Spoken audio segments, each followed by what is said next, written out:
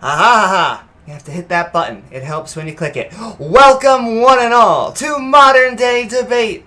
We are a neutral, nonpartisan platform welcoming everyone from all walks of life. If you're looking for even more fantastic debates like evolution on trial, well, we are all over the interwebs, including your favorite podcasting platform, like our new TikTok, the link of which is in the description below. So if you enjoy debates, please don't forget to like, follow, and subscribe. Which brings us to Evolution on Trial with our debaters, CP and Snake, and Nathan and Witsit Gets It, here to help us find out. And if you enjoy what either of them have to say tonight, all of our guest links are in the description below. We will also be moving into a Q&A after the conversation, so you can send in your burning desire question. And of course, super chats will get yours sent to the top of the list. But with that, we are going to hand it over to the opening statement. The floor is all yours. Hello, everybody. So we are going to be here. We are going to be going against what is traditionally taught in our educational system, that being evolution. And so I actually did want to start this out with something that is not evolutionarily based up front. You don't need to believe in evolution or not to for this information. But this here is actually a picture of the leading cause of death in our country. This is late stage heart disease on the A side. And then the B side is a 5-year follow-up. They widen their arteries, not just in their heart, but their whole body. No medication, no surgery. This has been done with nutrition alone. This is the only way in our medical clinical data that has been shown to reverse heart disease. This is done with plant-based eating. So people with chest pain, joint pain, high blood pressure, high cholesterol, they have dropped their cholesterol 100 points, blood pressure 20 points in just a matter of weeks. And why I bring that up is actually because so I'm going to school for nutritional cardiology, and I have to write a paper through the evolutionary worldview lens because that is what is taught in science. And so I want to write a paper on the metabolic development of humanity and go through the key developmental points of our metabolism, starting from the beginning to now, to show why plants are the only way so far that have been shown to reverse heart disease. And why I start with that is because what that is right there, what this picture is, this angiogram, this is data. This is something that we have observed, we have recorded, and that is something that is required when you claim to be science. Once you claim to be a science, you fall under the scrutiny of the scientific method. You are allowed to be criticized. You are allowed to be examined for strengths and weaknesses. And you have to be able to validate that with evidence. The other thing that evolution does is it makes worldview exclusive claims. So evolution makes claims. A typical counter to evolution would be creation. Not any particular brand of creation, but just creation in general. What evolution does claim that a lot of creation does not are worldview exclusive claims. That would be something like non-life being able to become alive, which is very important because if no life can form naturally, then nothing starts evolving. And so that is a worldview exclusive claim. You also have the exclusive claims like prokaryotes becoming eukaryotes. You have to be able to demonstrate that a parent's population can over time have a bifurcation of the populations, and suddenly you have offspring that are plants on one side, plant cells, and animal cells on the other side. This is a worldview exclusive claim of evolution when you take it to the macro sense of common ancestry. So these are claims that will need to be shown because they do defy our everyday beliefs. The only thing that we have ever observed, and I've gone to quite a few sources for this to confirm it, but the only thing that we have ever observed is non-life staying not alive. We're not able to naturally swirl chemicals and then have them produce life. and we only have ever observed life producing life, never spawning from not living. You also have like bacteria have only ever remained bacteria. Richard Lenski right now has the longest running experiment, and those are still E. coli. They are not becoming a new type of, say, algae or anything like that. Dogs have always produced dogs, and people have always produced people. That's all we've observed. That's all we recorded. So that is our scientific data. So your worldview exclusive claim that is counter to these 100% of scientific observations we've made in the natural world. You have to be able to show something that is to the contrary of everything that we have ever observed and ever recorded. Because as far as creation goes, in time, you could show a dog produce a non-dog. That would falsify creation. But until then, that at least jives with creation. But evolution claims that a tree shrew millions of years ago became the mammals that we have now, including dogs, including us. So you have to be able to show that that is actually possible rather than gene pools containing certain limits. That is about all that I have just to open. So Austin, if you want to add anything to it, feel free. Do you know, hey, how much time do we have left? Do you know, Amy? About 7 minutes ish. Okay. Yeah. So, like Nathan said, when you claim to be a science, you have to adhere to the scientific method. Of course, this is claiming a natural science. It claims to the natural world. So we have very specific parameters that natural science is. You have a naturally occurring observable phenomena. Evolution dies right there. Literally, you don't even have the first step of the scientific method. You don't have a naturally occurring observable phenomena, much less are you actually presupposing a cause, manipulating it, controlling the alternative variables, and then doing a scientific experiment to prove the cause of this alleged effect. I actually call evolution religion for atheists because that's what it is. And what I know for sure the rebuttal to Nathan will be is, well, you're conflating subjects. You're talking about abiogenesis. We're talking about evolution. Evolutionists use this tactic a lot.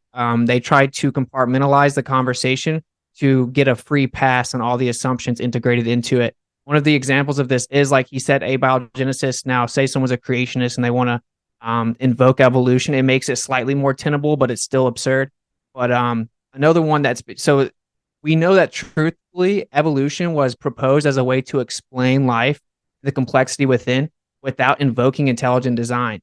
And any good faith assessment of the conversation would acknowledge this, but it is a typical tactic to compartmentalize and say, oh, well, that's a different subject. Well, that's convenient because that is impossible, of course, to have organic life stem from inorganic matter. But to get out ahead of that, that will be the rebuttal. So we'll set that aside for a second. One of the assumptions that evolutionists like to ignore is the immensity of the timeline. You need billions of years at least. In fact, to even get it to statistically be possible, you have to actually assume infinite time and infinite possibilities. Of course, this does not exist, time being merely conceptual, but even in that conceptual linear program that is time, you don't have an infinite amount. And you then come up with fairy tales within that assumption built upon things like radiometric dating. Radiometric dating, you don't get to pretend that's not part of your claim. It objectively is. It's a requirement. It's a prerequisite. In fact, the debate should start there every single time until you can establish the validity and veracity of your timeline claims. You can't even pretend evolution is viable in theory. And evolutionists don't want to talk about this, but we're going to have to, because that's the first step. You need billions of years at least, which means you need to substantiate your claims that exists. And you cannot do that, of course. There's many reasons we get into it, but of course, the daughter-parent isotope relationship, the lack of contamination, a constant decay rate, and many other things. So we can gladly get into that. You know, that's the first part of it. And this is a religion. And so I think that it would be best that people would just accept evolution as a religion, disguising itself as science, masquerading as science. It doesn't adhere to the natural scientific method. So that's the fundamental part, of course, the scientific or the statistical impossibility of nucleotides and proteins magically co-aligning themselves perfectly and mutations being beneficial consistently, and then addressing irreducible complexity, where the organisms would actually have to have, like, you know, coexisting parts and mechanisms that all work together in order to sustain life. And basically, when it comes to evolution, in summary, we're supposed to give them this magic wand where they can just say what ifs and make up science fiction stories on the go, on the run, as they make stuff up, and somehow that's science. But it is not. So we're going to have to hold your feet to the fire as it pertains to that. And we're going to be calling out the base assumptions in evolution. And once that happens, evolution dies. Thank you so much for your opening statements. That was the skeptics. We're going to hand it over to the evolution side for their opening statement. The floor is yours.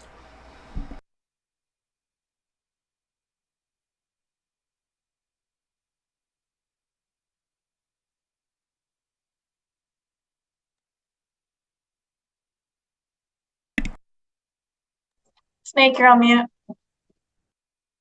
Are you able to make my picture bigger, or should I just share screen? If you would like to share screen, that may be easier. Okay. All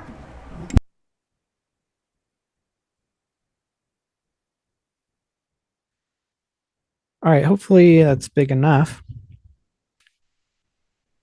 And I'm just start my own timer. Okay. So let's talk about the scientific method for a moment. The basic aim and method of science is to seek rules and principles that predict the operation of observable things. Evolution does this. Creationism cannot. The proof is in the pudding. Evolution has the fruits, and creation does not. Additionally, evolution is cross-confirmed by nuclear physics, thermodynamics, chemistry, mathematics, archaeology, geology, paleontology, comparative genomics, and comparative anatomy, among others, as well as its numerous predictions of biological functions, fossil record predictions, and uses in technology and medicine. That the theory produces real results. So this debate is titled Evolution on Trial. Well, evolution has been on trial many times. These are just a few of the famous cases where evolution has won every time and creationism has lost every time. Intelligent design and creationism were conclusively shown over and over to be completely unscientific in a court of law. This trend will continue tonight. The theory that all life is connected by way of evolution gives us predictions about the fossil record, predictions that the inconsistent, vague creationist hypothesis cannot, thus making evolution scientific by definition. That's how it works. There are zero reasonable objections to the fact that it's possible, and to propose that it predicts the record of animal populations by pure coincidence is pure dishonesty. Every single change necessary for macroevolutionary changes has been observed in real time and observed in the fossil record. We literally have a video of life's history. A video is a series of still images, and fossils are still images. There, we have this video literally recorded in stone. So maybe a low frame rate may have some gaps, ever shrinking gaps, but we do know the order and time scale of each frame of this video. If our estimates about radiometric dating are wrong by anything significant, then the oceans would boil off and the Earth's crust would be molten from radiometric decay, the friction of meteors, and plate tectonics. Obviously, this is not the case because we're not all on fire right now. This is known as the heat problem of creationism, and the best creationists have admitted there is no scientific solution to this problem. As for the mechanics of evolution itself, every single difference in the populations of life's history are already accounted for by observable microevolution that's both accepted by creationists because it's observable in living organisms today. We know that the size, shape, orientation, location, number, and chemical composition of bones, organs, and tissues can change within accepted biblical kinds, and creationists accept this so they can fit everything on the ark, even though they still don't fit. The amount of accepted variation within kinds is larger than the gaps between kinds. If the Bengal cat is related to the saber-toothed tiger, then why are they so much more similar to the genet cat, who's supposedly not related? Creationists don't give reasons for their ad hoc separations, especially when we add in more transitional forms that bridge those gaps. If the creationists insist transitional forms are their own kind, they shoot themselves in the foot, since that contains the same potential diversity, less overlapping. If the transitional forms are stuck in an existing kind, this increases the accepted diversity range within one and shrinks the gap between them even more, still resulting in a unified kind. This has been done in baraminology and studied. Baraminology is the study of created kinds, and it demonstrates this self-defeating problem of creationism. This has been studied. The baraminologists have been studied by the scientists, the real scientists. So baraminologists tried to find a hard criteria for kind. A baramin was declared when morphological distance of clusters had larger gaps between them than the size of the cluster itself. But as more fossils were discovered, the clusters got connected consistently and grew larger, and the definition of baramin collapsed, and they abandoned this method. So since the once creationist standards ended up proving evolution and connecting dinosaurs to birds particularly, they didn't like that, so they stopped using that method. They followed emotion and presupposition rather than the science. The amount of creationists accepted variation within kind, such as in coelacanth, is just as large as the difference between fishes that creationists consider not related. So if these bones can coordinate and grow so large and prominent and change skull structure and still be functional, and so can fins and hands. What's to stop fins from evolving into fingers? Absolutely nothing. We know the slight change to existing parts can give new functions to those parts. Another great example, all creationist orgs recognize Mesohippus as an early horse ancestor to the modern horse. How do they determine this? Through comparative anatomy. Even though the difference between the first horses and modern horses is actually larger than the difference between Mesohippus and the tapir. Only substantial difference is neck length. Fossil tapirs are also more similar to fossil horses than they are to the modern tapirs. Since they're derivatives, this makes sense. Again, the gaps between the kinds are smaller than the amount of change seen within the kind. So the root of the tree is more similar to other roots of trees than they are to their own branches. This is only true if evolution is true. The early and modern horses look similar, but they're actually further apart from each other than the tapirs are from the early horses. Not in least part because modern horses have one toe and early horses have three, like the tapirs. That's a lot of functional morphological evolution within horses, but a smaller amount of change between early horses and early tapirs isn't possible somehow. That gap is not bridgeable by evolution. So we have a double standard. If we're to avoid it, then the smaller anatomical differences should be considered evolved as well. Comparative anatomy is used inconsistently by creationists when the results show all kinds are connected by similar overlapping populations. For example, creation ministries claim to be able to identify fossil snakes from just jawbones or just vertebra alone. How would they know unless they're using comparative anatomy? Creationists accept that comparative anatomy and genetics prove relation with some kinds of animals, but arbitrarily decide that the same methods don't work on others. They have to contradict themselves and make arbitrary separations because they know they have to cram a ton of variation into some kinds just to have enough room on Noah's Ark, but they don't want us to be apes. Creationists creationists attempt to create genetic barriers, and that always fails, like DNA barcoding. They'll just pick arbitrary thresholds and split up humans and apes. But what happens is now all the cats aren't in the same kind anymore, and each canine is in a different kind. And the same thing happens to others. So, whoops, that overloads Noah's Ark. If we increase the threshold to include all cats of the same kind, that gets humans and apes in the same kind. So there's no standard that evolution skeptics can ever propose that doesn't debunk their own necessary entailments. They can't tell us how they know things are related or not. Could this be the same kind of animal? They're almost identical.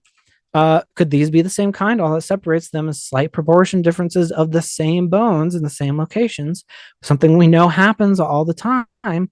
Same method we use to know elephants are all related. So could the upper animal have elongated its tail and shrunk its legs? Yes, this is creationist accepted diversity. This is possible. Every difference here is covered by observed creationists accepted diversity within kind, and yet creationists will dishonestly attempt to compare only those far away from each other in taxonomy, rather than include the transitions between. We have tons of examples of half-evolved traits, like half-evolved fangs. Fully evolved fangs follow the same developmental pattern found in fossils, which is that they indent and fold instead of being created with just a hollow tube through it. They actually fold from a non-fang. We've observed in real time the macroevolution of a new kind of organism. Single-cellular algae and yeast of different species and different methods have been observed to independently evolve multicellular bodies, not random clumpings of individuals coming together. This is the beginning of tissue differentiation, proving that definitively that the new functional information can evolve without any intelligent design simply by modifying existing genes. Organisms don't suddenly sprout wings, they modify them from existing structures. It's a major misconception about evolution. Number two being that it's undirected, it's not, the environment directs evolution. Plants are amazing examples of evolution too. All these plants can crossbreed with each other and graft onto each other, meaning they're related. We have plants with drastically different body plans and internal chemistry like these, yet we know they're related. Same with mustard flowers that evolved into broccolis and other plants, which can also be grafted together or crossbred. They're modifications of existing structures, yet they have different structures by emphasizing different traits. And that's what we're talking about today is evolution, which is not origin of life, but origin of species and change of life. Everyone knows that we're not here to talk about abiogenesis, Nathan. Also, the fractal patternnicity of Romanesco broccoli is yet another beautiful and incontrovertible example of functional information evolving without any intelligent design. So ERVs prove that it's a mathematical genetic certainty that evolution happened. These are viral elements that inserted randomly into host DNA. They get inherited if they infect the right cells. There are thousands of these infections, and given random nature, all similarities for these highly variable regions are only possible through evolution. They connect all of mammalia. We share hundreds of these with chimps, and that's just one virus group that's on screen. Up over 200 of them, some of them which belong to non-human species that in their wild form do not infect humans. They were acquired by non-human ancestors. This number here is how likely it is that this happened by chance. That's more than 83 Googles, each of which is followed by 100 zeros. There isn't even a word for a number that large. 20 times larger than the particles in the universe, or than the number of particles in the universe. There are lab experiments showing that ERVs can be restored to active viruses, proving they're viruses, not divine. If anything, the creator could and should easily use these to disprove common ancestry, yet we see precisely what expect with evolution. Endosymbiosis is evidence of evolution because they are invasive cells that have a different form of DNA. Mitochondria are. This has been observed to happen in nature and in the lab. So that's been tested. And there's no reason for a creator to do it like this, because there are animals that don't have mitochondria with their own bacterial DNA. The fact is that evolution makes novel predictions, such as Archaeopteryx and Tiktaalik, and many more, and explains them mechanistically. Thus, it is science by definition. The only move that remains for the evolution skeptic is to assert that reading an ancient religious tome is a better scientific method. If you use this method of assuming absolute certainty of some book, you'll categorically never be able to know if it is wrong, just a blind assumption. We know creationists accept that the size, proportions, shape, orientation, location, number, function, and chemical composition of bones, as well as muscles, organs, and tissues, can change within accepted biblical kinds, and creationists accept this, but they can't put them together. This somehow magically stops at some point that they don't like.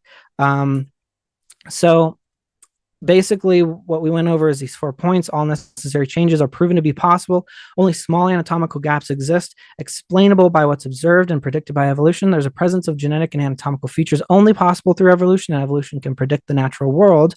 All of this evidence backs evolution. What backs the alternative? Absolutely nothing. No ability to define the terms. No evidence. The alternative isn't scientifically possible due to the heat problem, and all rests on God of the gaps fallacy. So compare the two weights of evidence. All they can do is just assert a ridiculously high bar of evidence, so that unless we have a video evidence of every cherry-picked step of evolution, we can't be confident in it at all. So that is my presentation. Thank you so very much. Snake was right. I do have to say it was 12 minutes split, and so what I'm just going to do is that however long CP that you talk for, I am just going to have a counter, and we're just going to give that to the other side, and then we're just going to go into the opposition, or to the conversation. But CP, right over to you. Okay. Yeah, I'll just try to keep this extremely brief, just sort of touching on like very, very layman's terms, everything wrong with the very first argument.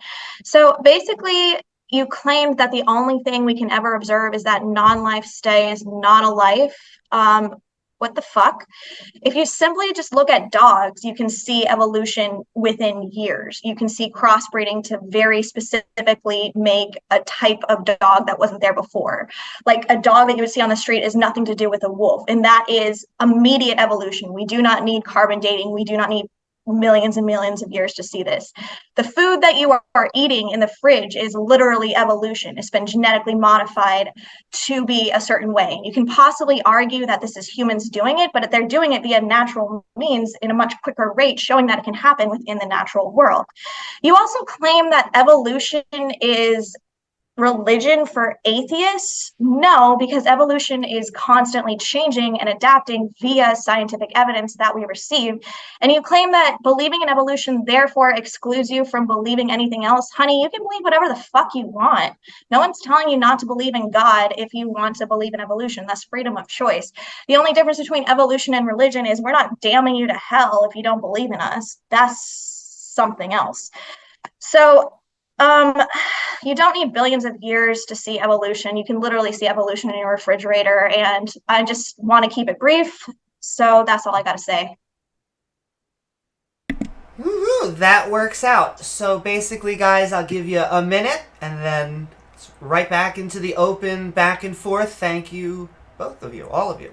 Nathan, let me take the minute and then I'll just let you talk at first. I just gotta say, like, you guys are saying contradictory things, and then Snake's entire presentation was about creationism. Like literally the entire thing, everything he said, God, God, God, God, I hate God, creationism, creationism, creationism.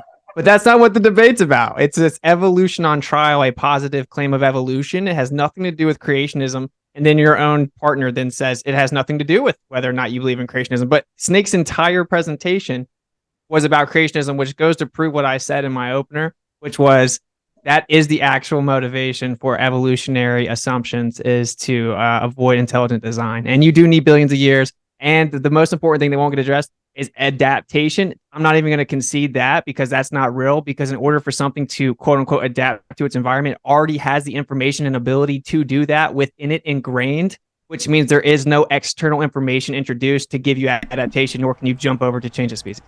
And all right, with that, well, it's all to the entire floor. The open conversation begins. So Witsit, why did you think that my whole presentation was just about God? Did everything with the scientific evidence and the papers? Did you think that was all about God too? Well, everything you were saying was about how creationism No, it can't wasn't. explain it. So you Literally clearly every didn't- slide. you Literally clearly every didn't slide. I pay didn't attention to understand what anything. Snake was talking about. I Snake had didn't up- understand it. I had up scientific papers for every single claim that I made. Why were you talking about God? I though? talked about how we can observe in real time genetic and morphological changes. Did that go over your head? No. I'm just saying, like, why were you talking about creationism so much? Because if you're a it's unrelated? creationist, Okay, but that's not what. and that's debate's about. that's the challenge to evolution. So we Only can creationists- address Snake Only here. creationists challenge evolution. Yeah, and doesn't the fact that I have a different perspective actually disprove your point that evolution and religion are mutually exclusive? You It said that the disproves fact your that partner's point. but me and my partner are not the same person. What point- Which also shows evolution because genetically we are quite different. What point? guys should debate what then, point I is, guess. is contradictory between us? Let's address some of what Snake was saying here. So I do think that a lot of what Snake was saying, like showing these examples of animals being able to do different things with their limbs, animals are able to figure things out. They're smart. They're trying to work with their environment. So if a fish has fins, it can still try to do some things with those fins, but to show them to turn into something like an arm, which has a completely different function, is, I don't think, something that we have ever observed. But we can observe these micro Austin, you dismissed it, but like these variations, these adaptations, these things are able to become more accustomed to their environment to give them a better chance of survival, especially animals where survival is pretty much one of the only things on their minds.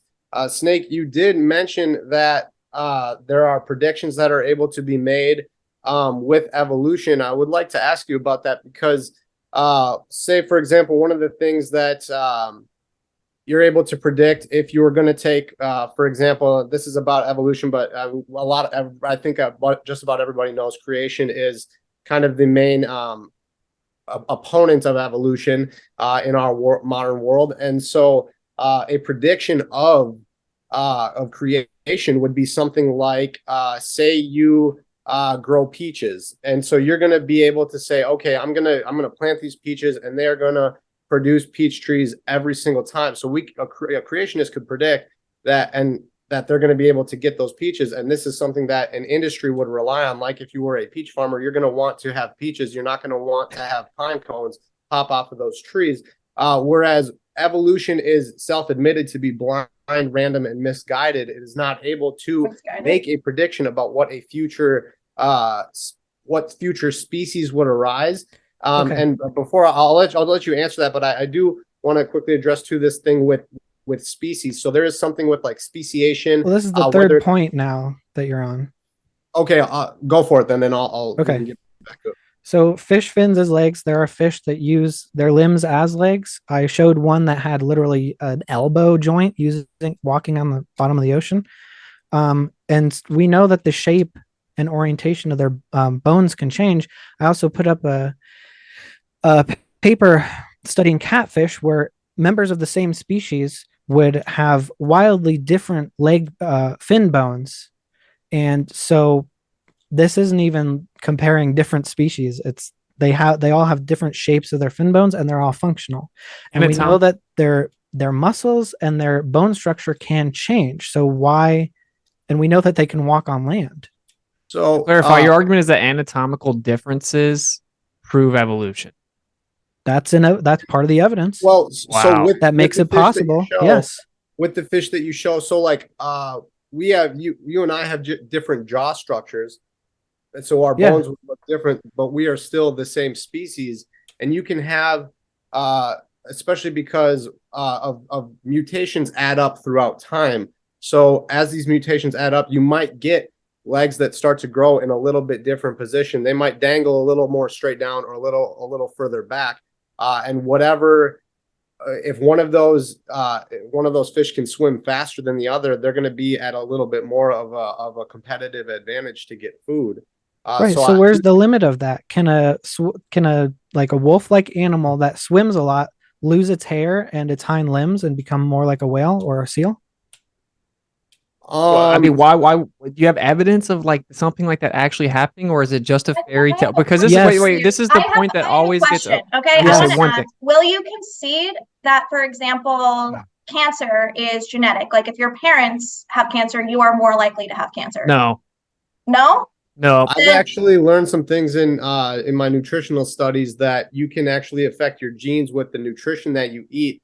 So people who may get cancer because it's in their family lineage, they tend to be eating the same things as their parents, as their grandparents, and so they can get these cancers. But people who they've done studies with people who eat plants, and within 3 months, 500 genes switch. Good genes turn on, bad genes turn off, and these are able to have cancer preventative effects. So it might have something to do with the environment. That's a nutritional component, not to mention like carcinogens that might be. Yeah. From All right, Pitch. But that's also genetic. Show the evidence. Wait, Show this is the what's evidence. funny. It's we don't even Cancer understand is- cancer, and carcinogenic infection is not understood at all. And actually, there's very many studies that show that it's actually parasitic in nature. So, like, to Alright, I'm claims founded calling for upon one- carcinogenic infection is insane, dude. It doesn't make any sense. I just cancer want to know. Can is- someone address what I I'm want to know? literally calling for your evidence. Show me evidence that if I eat a bunch of kale, I'm not going to get breast cancer, despite the fact that I've got HER2 genetics and an 80% likelihood of getting it. Can you have a Say card this for is a that? complete. Yeah, This do is you a know com- what You're asking how to cure oncogenes are? All right, show me the cancer. card. We'll Send it in we'll the talk. chat. Show it. Okay, Do I'm you know sure what could, but oncogenes there's are? many examples of such a thing, but it's a diversion. You tried to claim that cancer was genetically passed down. That's a cool story, but that isn't reality. And this is the main thing that evolutionists, people always concede this to evolutionists, but I'm not. Okay, what they do is they say microevolution and adaptation. That's what creationists concede. But this is a misnomer, because in reality, if there is like say the birds with the beaks, right? They already had the information within them to change or adapt. That's But how for evolution works. to be wait. Congratulations, For you figured evolution it to be out. true, you need an external introduction of additional information. No, So you don't get Why? adaptation. that's not how Why? evolution works. You don't It know what is. you're talking about.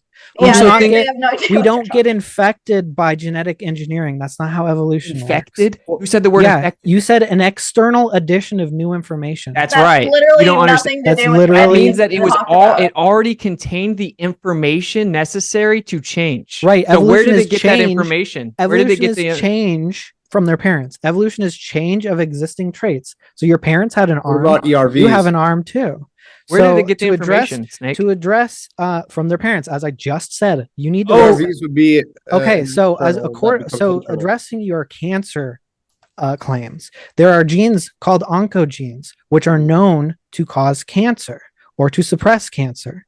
And if you have it, you have a higher rate of cancer. And those ERVs that I mentioned will sometimes interrupt genes that will cause cancer. So there are certain genes that if they're turned off, we know this is the mechanism of cancer. If your cell doesn't have a certain gene or has genetic damage to that gene, then it will get cancer. It can't die You off. don't understand cancer. So that's you patently don't false. understand I haven't anything seen about any cancer. evidence that if we eat a You bunch don't. of kale, we're not going to get cancer. If you know exactly what Nick cancer is, why told don't you me cure put it? that in the chat. I haven't seen a single card. I just want to say though, How do you Snake think? intentionally, So you Snake think that intentionally didn't let me. cancer just happens? Real fast, No, real fast. absolutely not.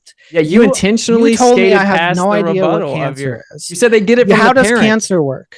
Okay, How you does said that they cancer get work? real fast, one at a time. Why are you Snake. so? I still have to address many points that you guys brought Okay, up. fair enough. But can I just address? You said that they get the additional information from their parents. Okay, so you don't seem to understand your own position, which was very abundantly clear when you read your screens off. But my point is that you're saying the information's already present. So where did it come from if the idea is that there's billions of years of an evolutionary process where information is additional to the original state?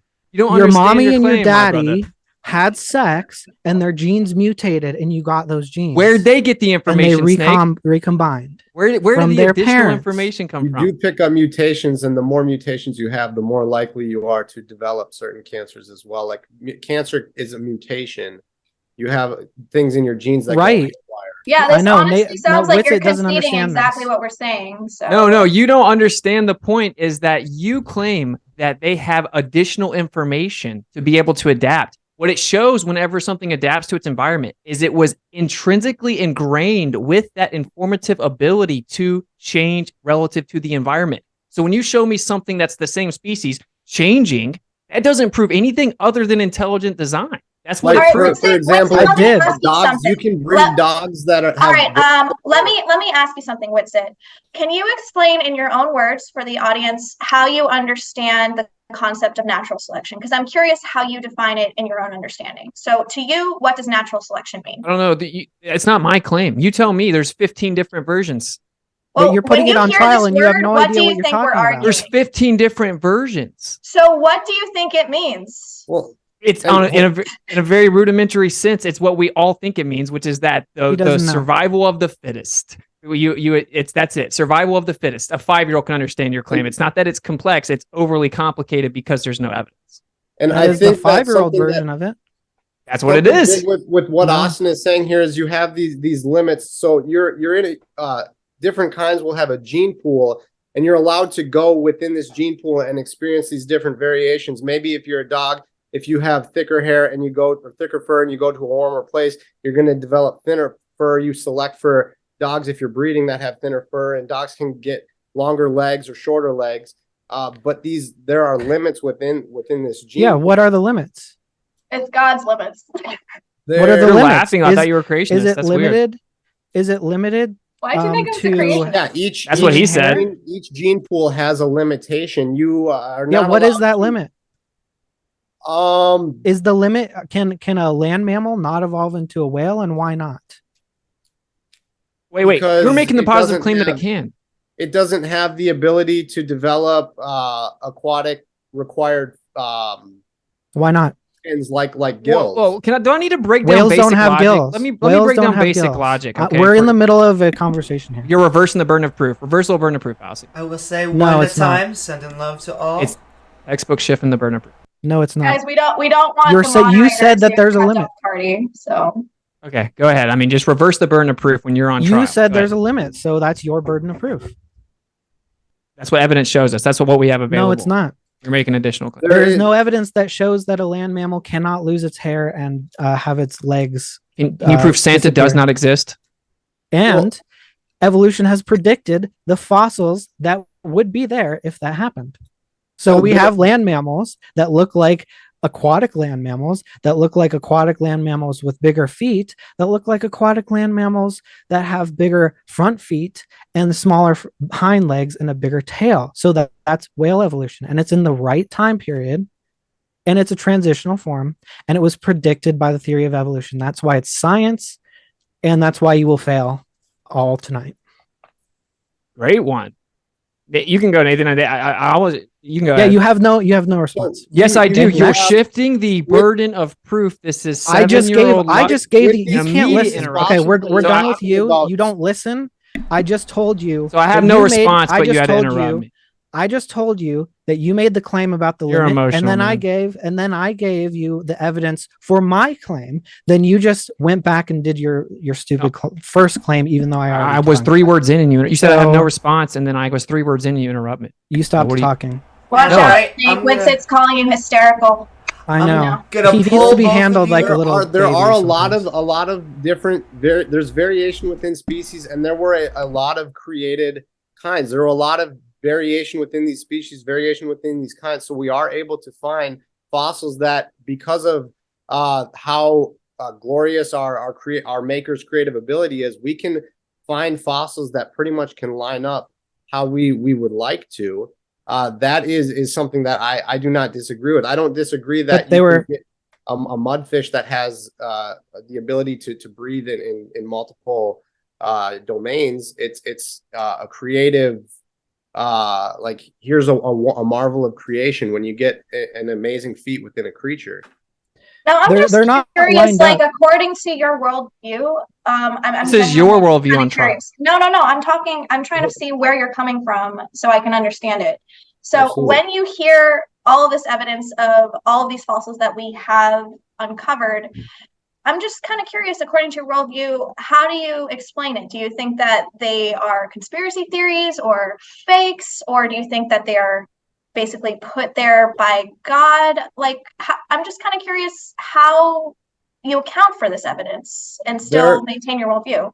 Yeah, there are a lot of various species, and maybe you are a fish that has your legs more straight down, or maybe they're a little more angled back.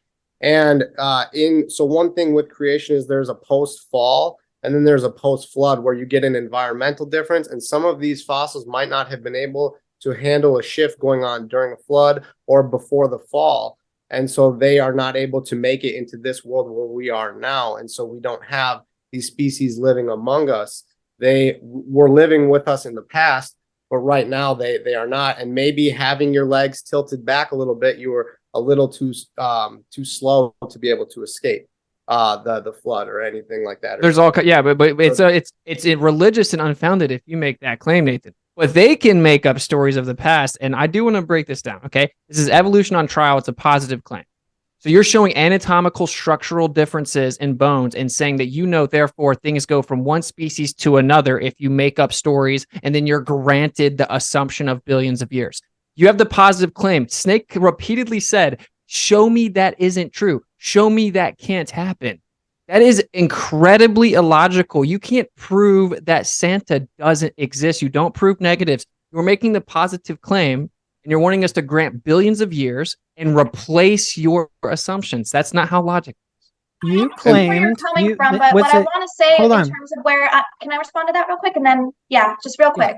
So I just want to respond with where I'm coming from with this. So we have presented a plethora of evidence because our job is to prove our claim. So I understand where you're coming from with this.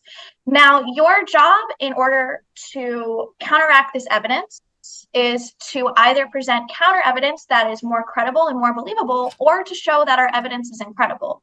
And I'm giving you the opportunity right now to challenge our evidence. And what I'm hearing from Pitch is interesting in that basically they believe that there's post-flood and pre-flood. And I'd like to challenge that by asking, if that was true, then how come we don't have only two clear, distinct fossil records of post-flood and pre-flood, but rather post-flood and pre-flood, but rather more of a continuous spectrum? So that is where I'm going with this. So I'm inviting you to win this debate by challenging our evidence and proving it's not legitimate, or providing stronger evidence. This is where I'm coming from. Does that make sense? Absolutely. I will get to, I'll try to run through this pretty quick here to just go with what Austin had said real quick about the trial, which, Snake, you had brought up trials in the past. That is one thing, that creation is a belief, a faith admitted up front and not being asked to be taught in science. So kind of like what I had mentioned in the beginning is, when you are claiming to be a science rather than a belief on origin. Real quick, those trials were asking for creation to be taught as science. And that's why I disagree with those. A creationist should not be advocating for creation to be taught in science, because origin would be so hard to pin down because none of us are there. There's a lot of inference that goes into a lot of this. And so when you bring up something like bone structures or the layouts of certain species of animals, these are both explainable by either common designer or common ancestor. The result is kind of the same in that it is common. And so one of the things that you would have to do for evolution is, if you wanted to oust creation as a competing belief in origin, you would have to show an exclusive worldview claim that would be something like, if a dog or if animal cells had a common ancestor with plant cells, you need to be able to show that there is a split. With the layering, why we get the layers the way that we do is because when water is moving, it is able to sort certain, it's called, I think, hydrological sorting. So there's a sorting that goes on with particles, and then they layer out in a certain way. And with the flood, you not only have waters coming from above, but also from beneath, would be a flood interpretation. So this would give you these layers that sort over time. And this would be kind of catastrophism, but there is something called polystrata vertical petrified trees, which are trees that run vertically through multiple millions of layers of coal seams according to evolution. And these trees actually even end up going through multiple coal seams, and you're getting all of these layers. Now, evolution and people that I have talked to will actually attribute this phenomenon to a flood. So evolution is laying claim to a flood being able to create these layers. So that is, I think, when a lot of what could be talked about, like the layers of a rock bed or homologous structures, these things are, we make a lot of inference, and we have to try to line things up to our narrative. So comparing humans to bonobos or chimpanzees, you can say, okay, we have 98%, but maybe that's only if you're looking at cytochrome C and not really like cytochrome B. And I think the base pairs for chimpanzee and human are like, because the traditional school of thought is 96% similar humans to chimps or bonobos. But I think if you look at the base pairs, the total number of base pairs is like 3 billion to 3.4 billion. So right there off the bat, if every base pair of the 3 billion was a match, you're already at a 12% difference just in length of the gene code. So, but then again, monkeys share a lot, primates share a lot of similar physiology to us. Our anatomy is very similar to them. So it wouldn't make sense for a creation model account to make a, to explain something as humans would be entirely different from chimpanzees or anything like that, because we do share a lot more with them than to, say, a fish. So both models have to make these claims of explanation. So, right. So to address some of the stuff you just said, but I want to address some other things you said earlier. I'll try and get through it. But so similar physiology does not mean similar genes at all. So rats and mice, far more different from each other than humans are to chimps. So if having a similar morphology, rats and mice look more similar to each other than we do to chimps, but their genetics are further apart. So there's this argument that similar genetics are only there just because we occupy similar spaces in the ecological niches or something like that. That's just not borne out by the evidence. The polystrate trees never go through anything that's millions of years apart. It's only fast forming layers. And yes, floods do occur in the standard model, because floods occur. It's just not a global flood. So going back now to the prediction thing, you said that creation would predict that peaches produce peaches. Well, everyone would predict that. Evolution would predict that as well. And evolution / standard model would predict that there are floods too. So it has to be a novel prediction that the competitors and everything else isn't going to make. So evolution has exclusive predictions. I would say evolution does not predict peaches would become peaches. If we were having this discussion 65 million years ago when we were all rats, the contention would be that we don't say that rats would become non-rats, but eventually you get rats that become dogs and you get rats that become monkeys, and you always get these same things producing these same things. But you do have, what's that? Well, we have chihuahuas from non-chihuahuas, don't we? Wait, but didn't you just debunk And your own peaches? claim though? You said that rats and mice, although they're similar in appearance, they're genetically much different. And your entire presentation was about anatomical similarity of appearance. No, because we can track that they're different genetics, and we can track that they are from different basal fossils. How do you track So genetics from fossils? Rats? No, that's not what I said. You can't. You need to do something about your hearing. So appearance doesn't support your point. I Rats got it. and mice are both descended from mammals that split very early in the evolutionary line. That's why they're genetically different. Well, you just said, my point is you also said that even have, though things look the same, they can be genetically significantly different. And Mhm. your entire presentation was showing bones that you think look pretty much the same. Yeah, that's not the only criteria. So you just dismissed 90% of your own presentation. No, because that's not You the only did. criteria if you actually paid attention. Violation of the So, law of non-contradiction. I think they just didn't really understand your presentation. There you go, ad hom. That'll work. No, you're Okay, so demonstrably not let's just make understanding. this very, very simple. That's a banana, right? That's what a natural banana looks like. Is that the banana that you could get from a grocery store? No. That is totally I work in a irrelevant to what I grocery just store, no. said. How is that irrelevant when we can literally genetically engineer a banana to not have seeds? That requires intelligent design and it's a non sequitur. Snake just selection. And said by the that way- rats and wait, just to clarify for the audience, Snake rebutted Nathan by saying that rats and mice look the same, but they're genetically much different. Okay, then he brought up chimps and humans, right? Saying that we're much more similar genetically. His entire fossil record argument is about the aesthetic similarities of fossils. No, it's So- not. It is. No, it's not. You're a liar. So so you agree that we can throw Is there out a all certain evidence word about maybe fossils? that starts with P No. and ends in diction? Do That you agree you're that we can leaving throw out here? all fossil records just because they Are look the you- same? Are you maybe leaving that word out? Is the word Wait. you're talking about prediction? Yeah. Okay. Yeah. Good job. Yeah, but hey, can we But agree to going throw back out to all the peaches- fossil? Hey, Going we back to agree. peaches, peaches are also not originally peaches. They come from a That's plant yeah. that wasn't a peach, and they're related to cherries, almonds, plums. They're Exactly. related. Do you know how complex DNA is, man? Like 4% difference is God of the a gaps argument. huge Complex, amount. therefore God. Plants are a able fallacy. to diversify into a lot. Like kale is able to become Brussels sprouts and cauliflower. There's depending on what parts of the gene code you choose to grow, to express, to allow more expression, you're Yeah. going to be able to get variation in the appearance of what that gene Yeah. code. So you both Yeah. we've presented that's within the evidence, gene code. or you guys accept natural variation. So There- and then absolutely both of you variation is very right. very yes. Right. So, but then both of you made the positive claim that there is a limit. I haven't heard what that limit is.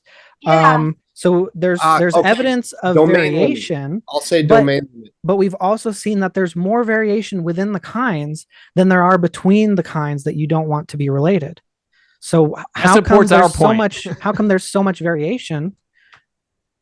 But it supports stops at our this point. arbitrary point Maybe- to things that are so similar So that what this I'm amount of saying variation is already Certain gene covers pools it. could be stronger than others and able to have a wider bandwidth of expression versus other gene pools that might have suffered more mutation as time has gone on. So they might not be able to diversify as much. But that is, I think. Well, what I mean is like the tapir and the fossil horse skeletons were virtually identical. You mean Is there appearance-wise? anything that would prevent them from having a common ancestor You mean when you that they say identical, diverged from? you mean they look the same? Uh-huh. I thought that didn't matter. I didn't say that. Try to keep up. So they can be drastically If you different and look the have- same? So if you have like you can have a person that is born with like an extra finger or something. Like you can get mutations where, or not extra finger. You can be born with a loss of a finger. You can lose information. So you could. But lose your sticking way with the down. horse example, Yeah. there's the horse kind that creationist organizations accept. So we have the early horses that have three Creationists do toes. struggle with kind. I don't know if- defining kind. I'm just saying. I don't know if you accept that the horse kind or not, but most creationist organizations, all of them that I'm aware of, do. that evolved from 3-toed horses to 1-toed horses, but they say that the taper can't have been related to the early horse, and they don't give a reason. Even though there's much less Horses being different. There's much less evolution that needs to happen for those early fossil taper and fossil horses than there is between the early fossil horse and the modern horse. Horses being horses and being a little bit of different types of horses. Okay, so you don't get the question. So All what right. I Doesn't want support to your know point. from the opponents is you say that there can be moderate genetic mutations and moderate changes, but there is a limit. Please define this limit and prove why this is the limit. So one hard limit I'll put, because there can be some things with trying to pin down a kind, like a rat and a mouse. They look similar, but they have a more different gene code. So I'll just give a wider, more of kind of a softball pitch, is that I would say domain change would be a limit. That creation claims that evolution says there's a merger. So this would be a limit to the gene pool. Say, and I don't believe this, but say creation said all mammals came from one mammal. Okay, evolution is claiming that all mammals and all plants came from one simpler species beforehand. So now if the limit is set to domain, you need to show where a plant cell and an animal cell can be traced back to one population, or show one population artificially select and breed, and show that as the population is spreading, show where suddenly you cross a boundary where you have a plant population over here and an animal population over here. I'll put the limit at domain. So it's very wide, but it is claimed by macroevolution and the common ancestor hypothesis or philosophy. Will you respond specifically, please?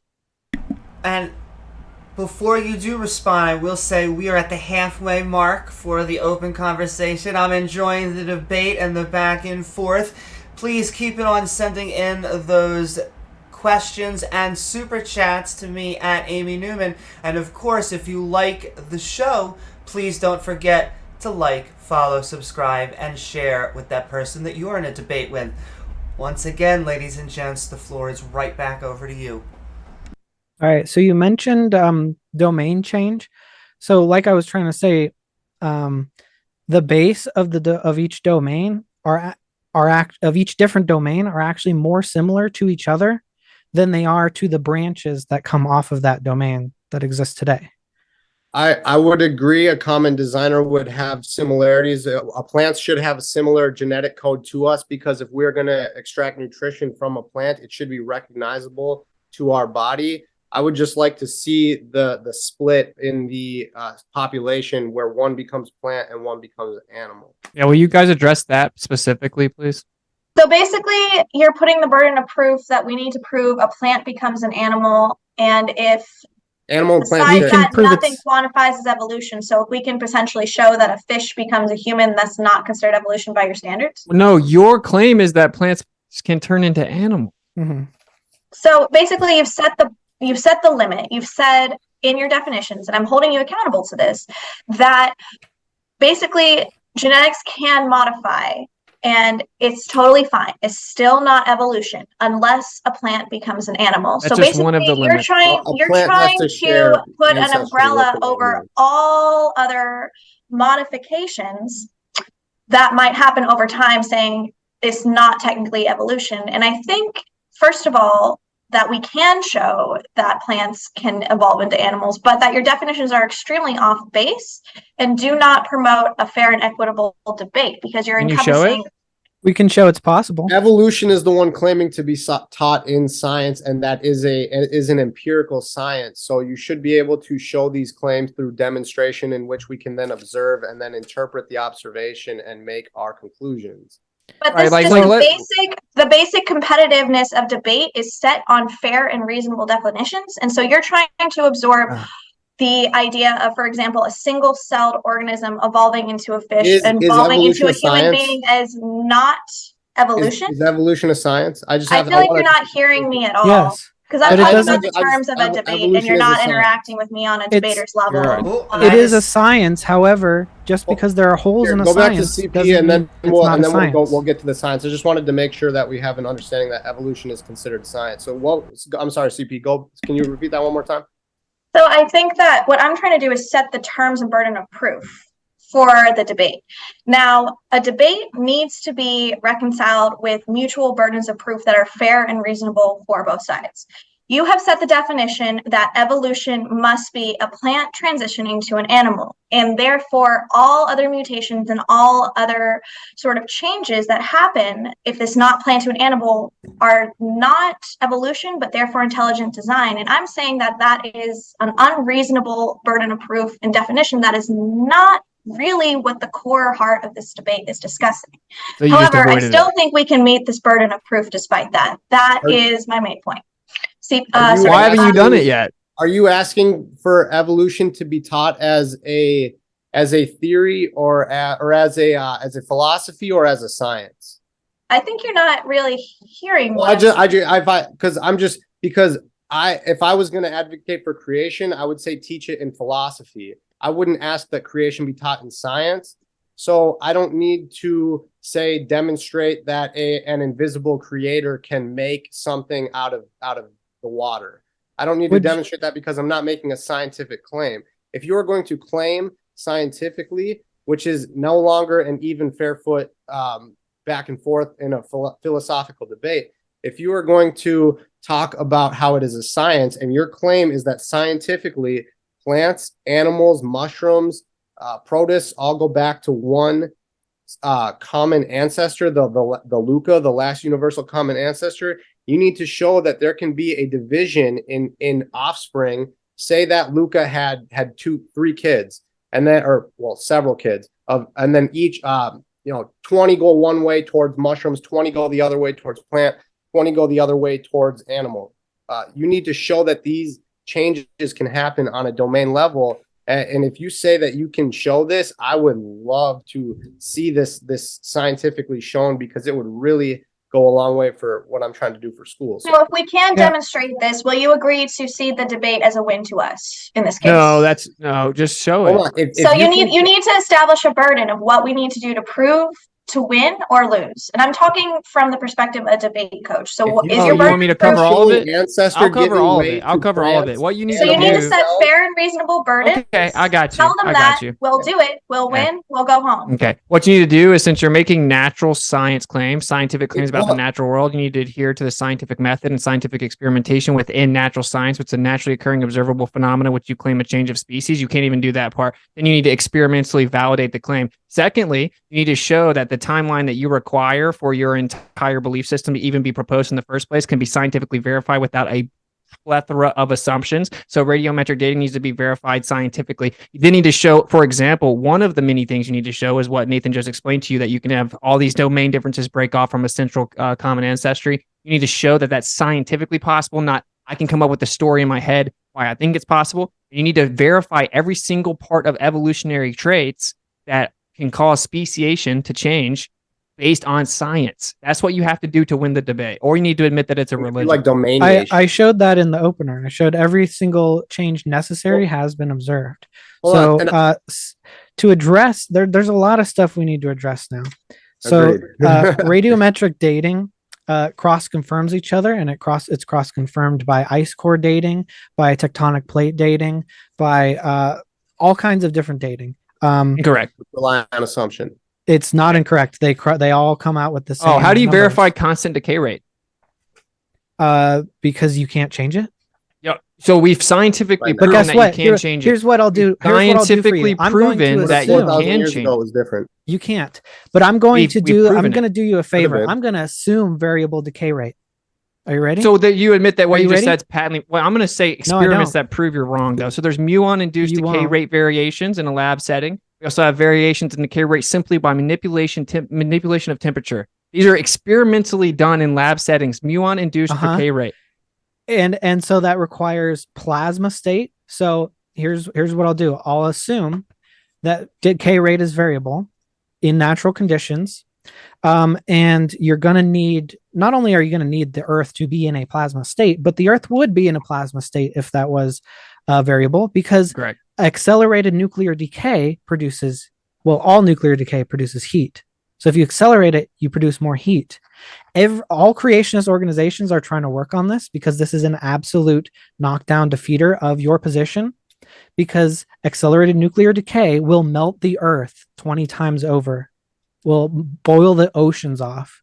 The Earth will be hotter than the surface of the sun.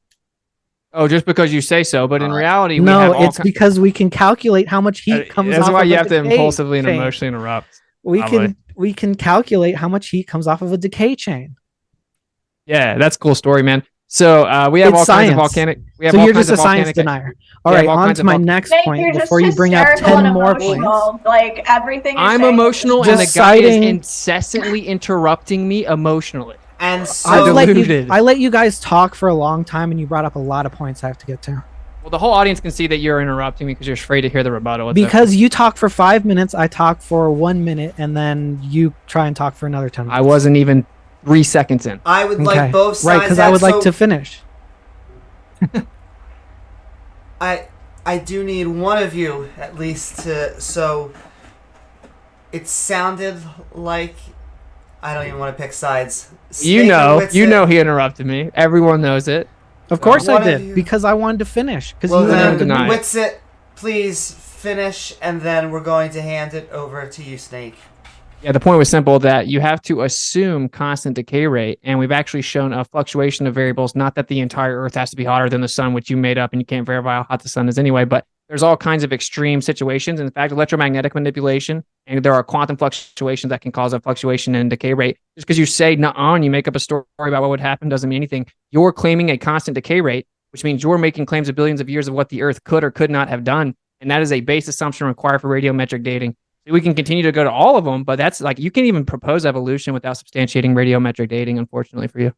Your entire reply is literally just nuh-uh, because I told you why, assuming, I literally assumed that decay rate was not constant, and I showed you how that destroys your entire position.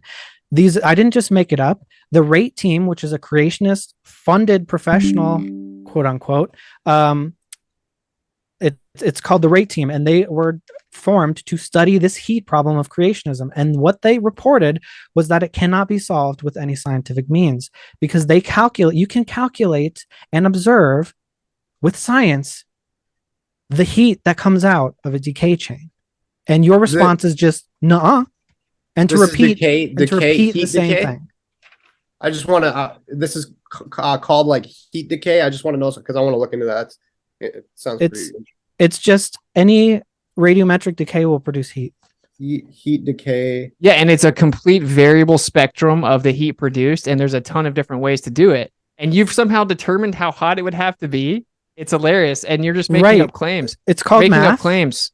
You're making up claims because this also ties into the claim of the parent-daughter isotope relationship and the geological assumptions in which the samples are interpreted with, to then make the claim about the decay rate and what it would have to be like in the conditions. And you have to, of course, assume that there's no contamination, like fluid alone contaminates the samples. You have to assume a perfect fairy tale evolution world of billions of years with a constant decay rate and no contamination, and a perfect original daughter isotope relationship. You have to make all three of those assumptions. There's no way around it. No, we don't, because it's impossible for all of the different measurements to all come out with the same number. They Also, don't. if They we're don't. wrong, the They're Earth would be basing their molten. measure right on now. the consistency. And they don't even all come out with the same. They objectively, in They fact, do. if you just sent them random samples, they couldn't know at all. You have to tell them all kinds of different things to try to get them to narrow it down, and then they selectively No, choose they what they're don't. going to look at. No, that's Yes, a lie. it's been.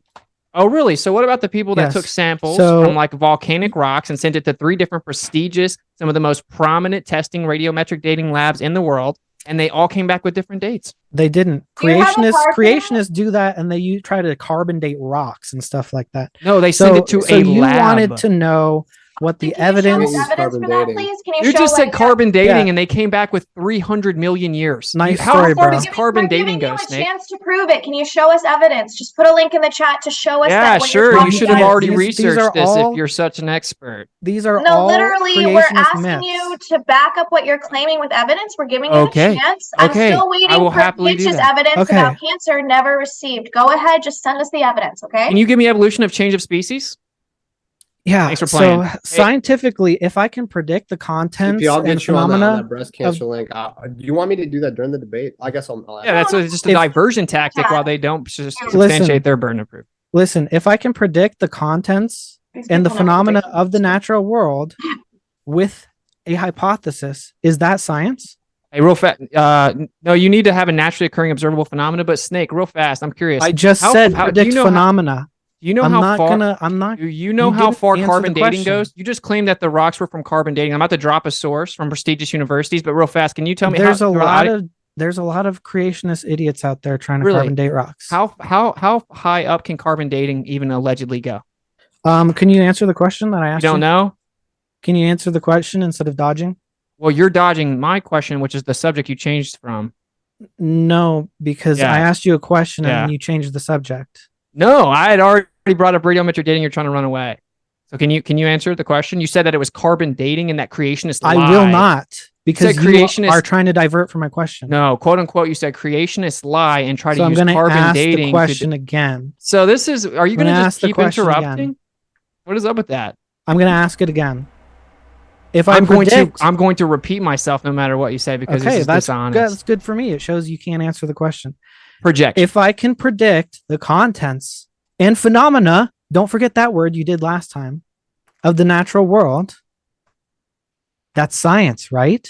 You didn't predict a naturally occurring observable phenomena. You saw Yeah, we fossil did. bones and made up stories about how they got there, which would be the naturally observable phenomena that you're claiming happens. Back to the point of what you diverted from, you claimed creationists lie and date rocks with carbon dating for the fifth time. Do you know how far allegedly back carbon dating can go? Yeah. Austin, I've given far? you the chance to basically prove that what you're saying is correct. Okay, I'm still cool, no waiting on problem. that Snake, card. Snake, can you answer instead of your teammate saving you again? Can you answer?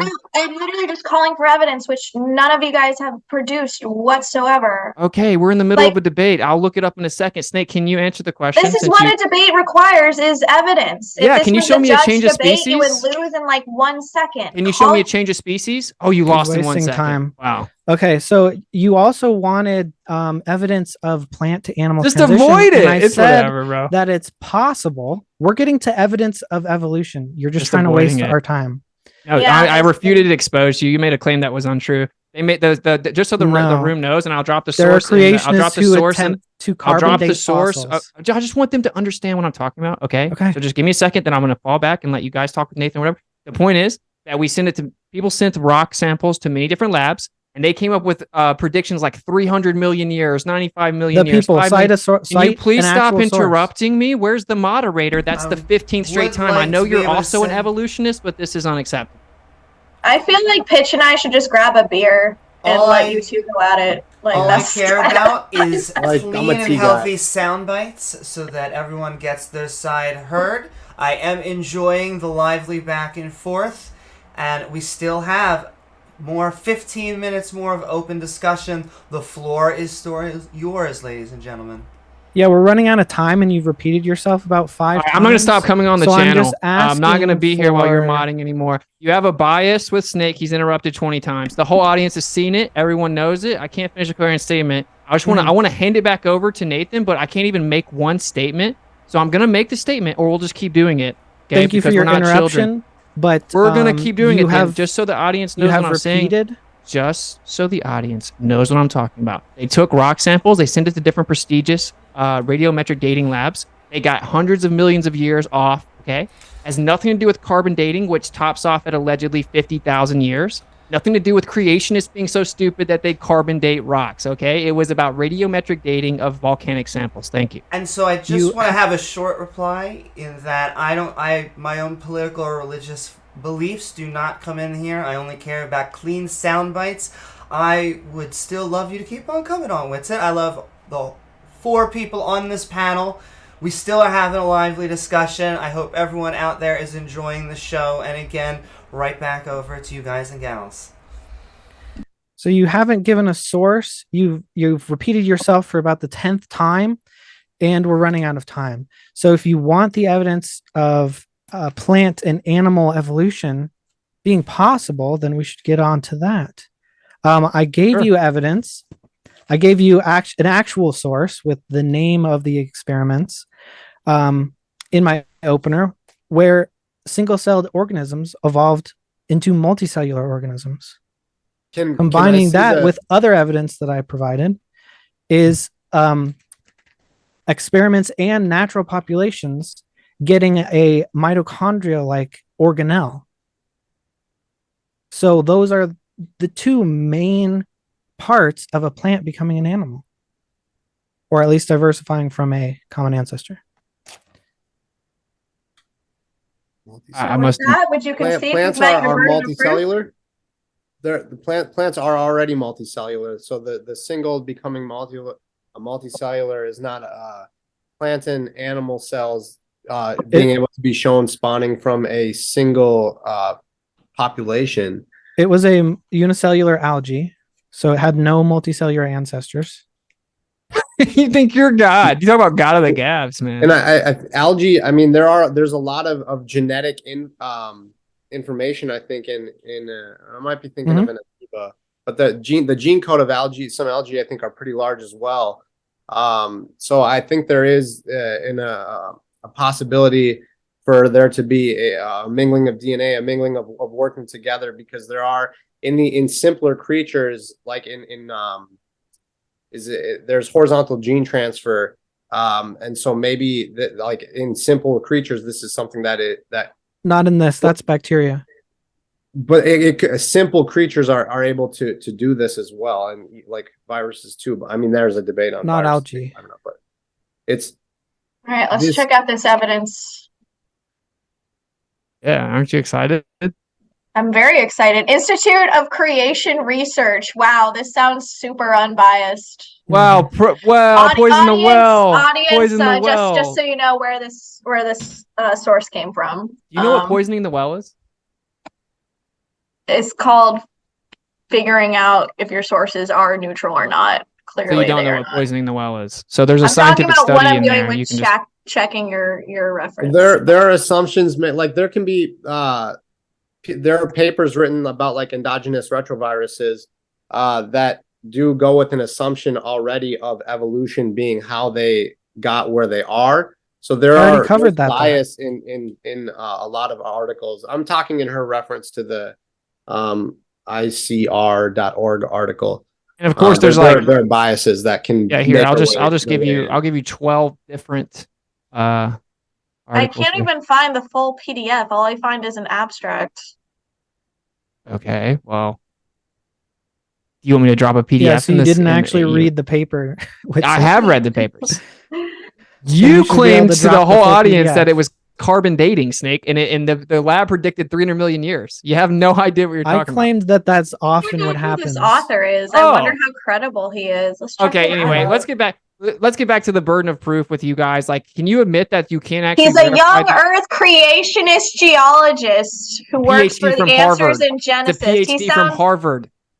A lot of people can go to Harvard, but he's clearly made an agenda. But evolutionists don't have an agenda. They're actually completely immune to philosophical bias. He believes the Grand Canyon was formed after the biblical flood. Let's find out else. People's beliefs are irrelevant. Yeah. Terrible. So you guys are showing your cards. You just hate you hate creationism. That's it. And there is a difference too between. I hate bad science. You can't. Why don't you rebut the actual claim? Noah's flood. Okay, we don't need to hear you reading poisoning the well fallacies. Shrinking. What else we got? We don't need you to read off poisoning the well fallacies. I'm sorry, you don't understand what that means. Yeah, it's not valid. It just means it's not real science. We can just move on, man. We can just move on. You guys can either actually research what you claim to know about or don't. You don't. Radiometric dating requires Call many for any of pseudoscientific. the cards. You haven't called for any of our cards. Let's see how our evidence stacks up. Verify constant decay rate. Verify the fact that you actually can substantiate billions of years with radiometric dating, and that you can actually substantiate original daughter and parent isotope relationships and ratios, and substantiate that there's no contamination, which fluid alone would contaminate the actual sample. Don't need to. We know how contamination happens. We know how to avoid it. We don't need to know the initial conditions, isochron dating. The methods cross confirm each other. That's called the scientific method. They can't. You don't need to know. Wait, time out. You said you don't need to know. You know how fluid contaminates, and you know how to avoid it. What does that mean? We know the mechanisms of how things get contaminated. Yeah, like water. So how do you know how to avoid it? Because since it's been studied by scientists, they know what it looks like, and they know when it happens. So wait. You can discover it. Not, how do you know that no water has touched it?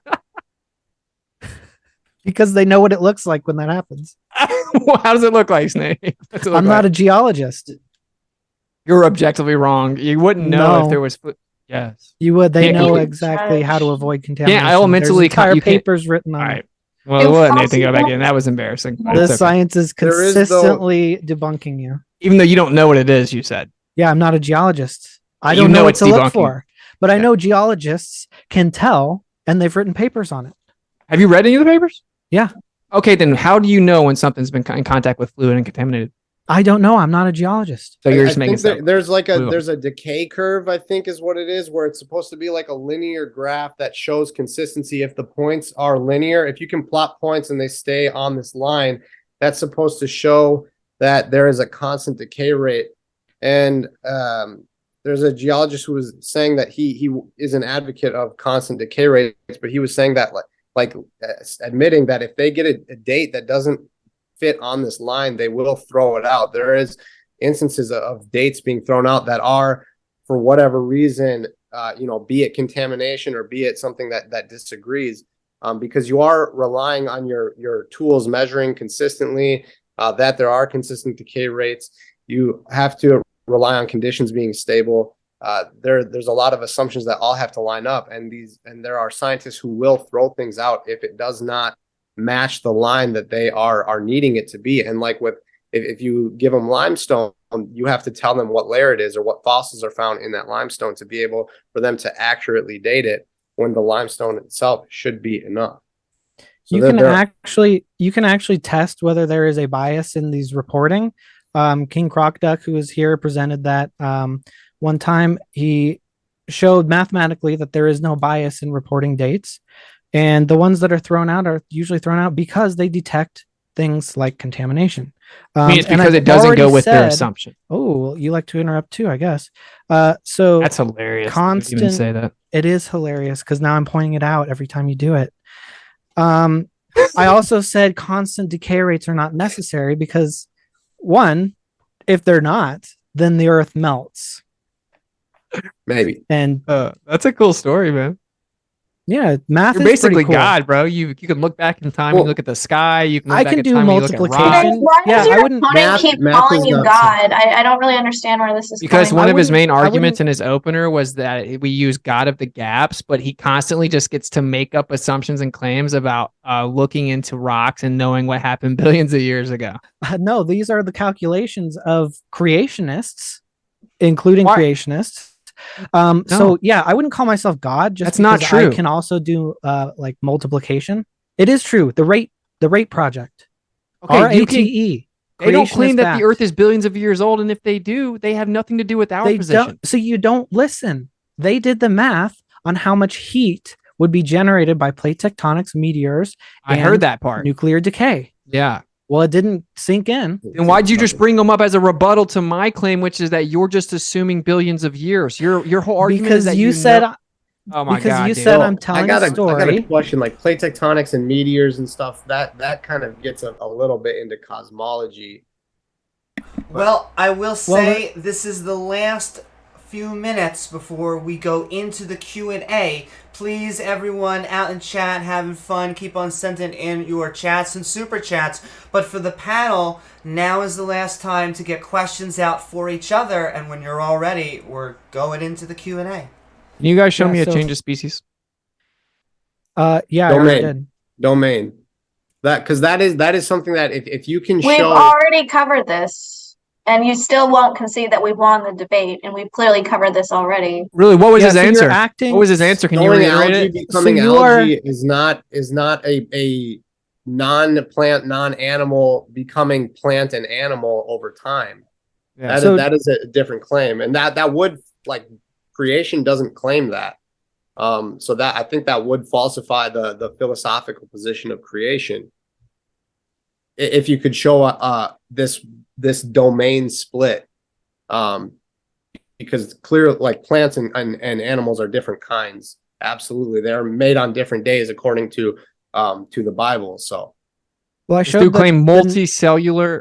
the necessary changes are possible. And using this assumption, we can make novel predictions that So- no other theory can make. Really? So when did you make that assumption, which is the opposite of science? When you made the assumption, not. when did? So when you did don't pre- understand the Hey, scientific hey, method. please stop interrupting me, man. When you made that assumption, when did you go and observe this prediction of a plant turning into an animal? We didn't observe that. Okay. Thank you. Right. well, that's why I haven't conceded yet, because you can assume, and then please, like, science is about making assumption, but then you have to put the metal in the fire and actually Test it. Right. Science is about Bullshit. testing assumptions or hypotheses. So we can Yeah, independent take this variables. assumption. Concede that is and what see if it science happens. is in Yeah. fact about. Right. So So you you- admit that you didn't fulfill the burden of science. We absolutely What? did. It follows every step of the scientific method. Okay, down to except for the prediction. observation. Haven't observed- Team honestly keeps shifting the goalpost in unrealistic and unreasonable No, ways. unrealistically, saying you that claim because that you- that plants turn into animals, and that we just have to believe you that it You happens. just said and that we're that asking you for assumption evidence. wasn't observed. Asking for evidence. So of your this is claim. why your position is God of the gaps, because you What? pick We're not on- talking about God. I feel like you're Yeah, not we are. understanding what that term Claiming means. You're We do know saying what the it's term not means. possible without a creator. So what you're doing is trying to cherry pick little gaps Philosophical position. in the knowledge and say there's gaps in the knowledge and the science, therefore it's not a science. No, That's what we're not how doing is science this is works. Show every evolution step on is even trial. possible. This is right. This is evolution on trial. You want to shift it over to us, replacing your evolution claim with creationism, which you did your whole opener. You claim evolution. This is evolution on trial. You're making a positive claim. As a science. You, And the you can theory makes substantiate predictions, therefore it's scientifically. science. If you wait, can you please? If you can substantiate scientifically that you can show in an experiment setting that plants can turn into animals, because you're claiming it's science while we're acknowledging creationism as a philosophical position, that would be great. If not, just So you're admit saying you you can't have substantiate it. absolutely no burden of proof whatsoever. Not scientifically, no, because No, we're not it's different claiming it to be claims. science. Yeah. You have- And if you're gonna basically, you're claim that also natural making the phenomena claim happen- that you can set the burden of proof and reject that we've met it unconditionally. You're making the not scientific what's happening. claim. Again, you're making a scientific claim. And evolution includes the claim that plants will turn into animals. You have no scientific evidence of that. As a Not modern creationist, plants. as a animals creationist, and we plants share concede at the common jump. We ancestry. can't scientifically Okay, I'm manipulate going to the go creator. ahead and straight up accuse you guys of shifting the goalpost. Can you articulate how you've set the burden of this debate in a fair and equitable way that allows for reasonable clash? Sure. Absolutely. So All right, if you so are how, going to be, how have you achieved this debate so that it requires reasonable burdens of proof for both sides and not simply allowing you to contest absolutely every single thing that we say and finding any crack in information and claiming that you won? How is the burden of proof equally distributed between both sides? Can you explain that? Sophistry. yeah, absolutely. So if you are Go for going it. to claim that evolution is a philosophy, a philosophical belief, an That's not what we idea claim. about origin, then you are not going to have to prove every single step can naturally happen because that is your claim. Once you go to science, which we are not going in, creation is not going into the domain of claiming to be science. Creation is staying in philosophy. So the scientific burdens of the scientific method, which is what I talked about in my opener, was you have a burden. If you're going to go from philosophy into science, you have a new burden, a new standard that you have to uphold to. You have to be able to say, if you're going to make a claim that plants and animals can come from one lineage, you have to be able to show that a lineage, it is possible for a lineage to actually split that far off and go outside of and have that type of genetic range.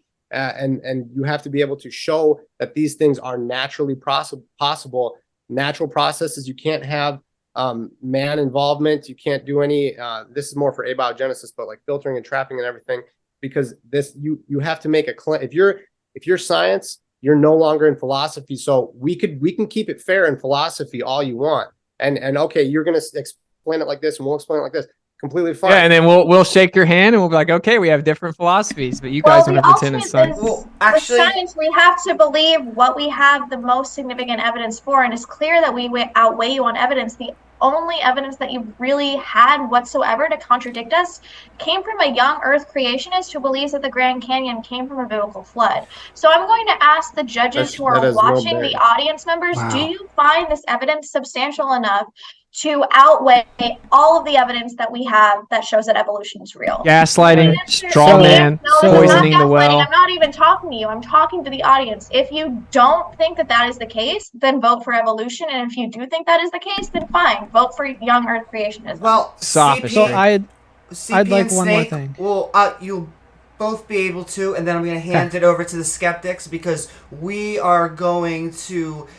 This is a chance to tell people what you guys got going on the internet, on the real worlds, as well as what are your final thoughts on anything on the topic as we move into the Q&A. But the evolution side for both of you, whenever you'd like.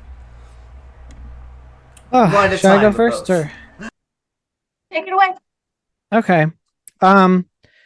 So no one predicts that modern plants will become animals. But we have shown that it is possible, that the necessary changes are in fact scientifically possible.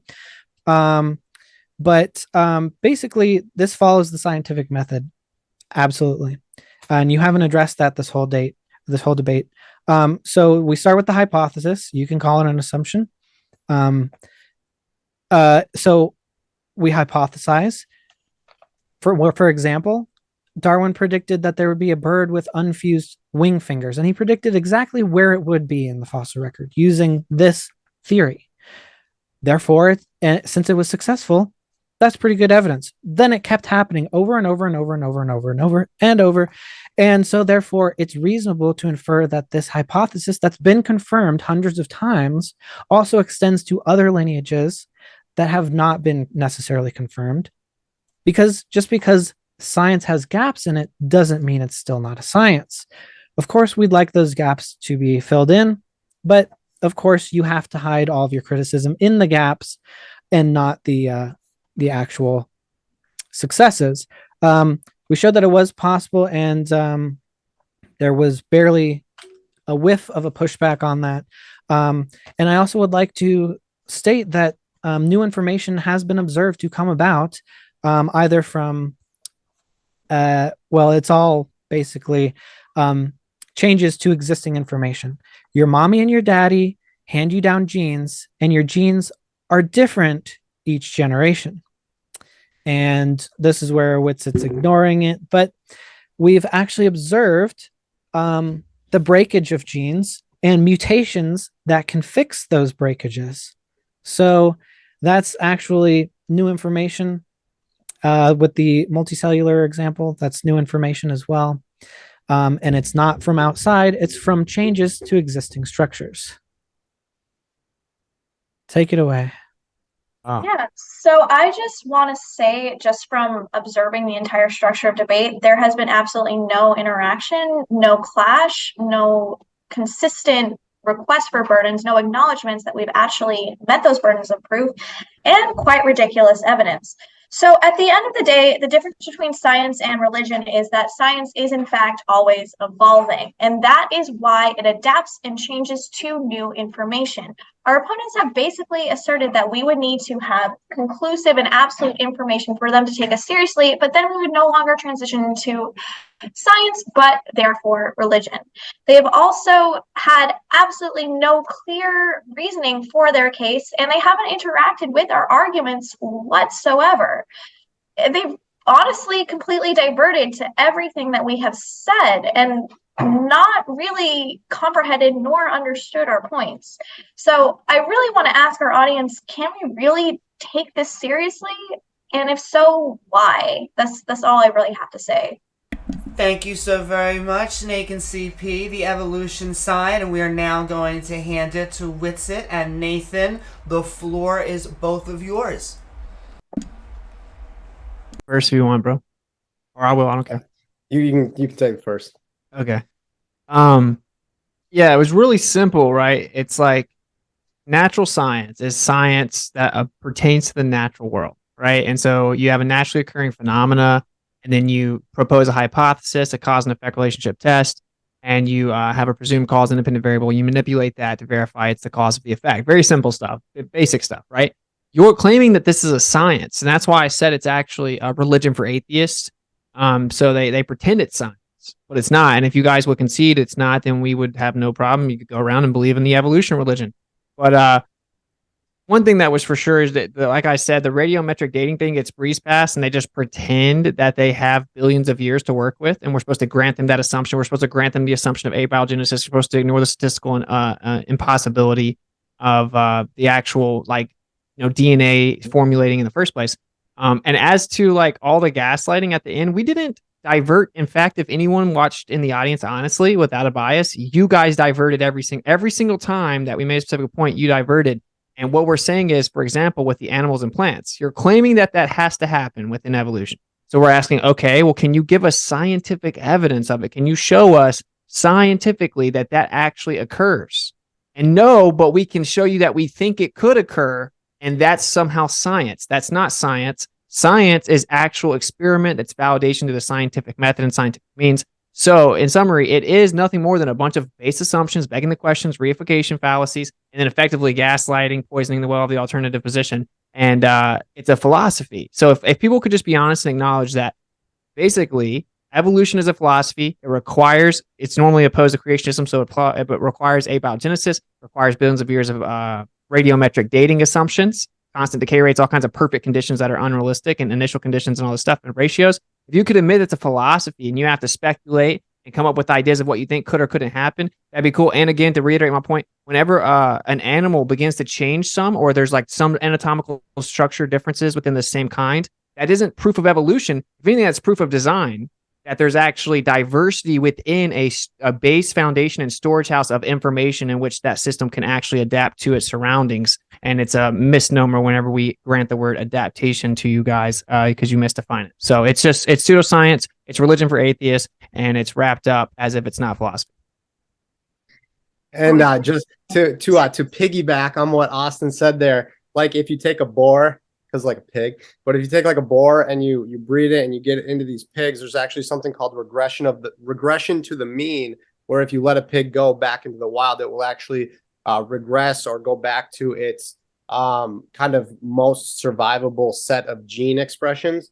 As far as the Darwin claiming about a fossil and then finding it there, that is a prediction, sure. So if you want to take the creation, that's the evolution philosophy. You want to take the creation philosophy. Okay, if I'm a dog breeder and I'm breeding dogs, okay, I got a dog and I'm breeding golden retrievers, and now I got another golden retriever, so it's a success for creation.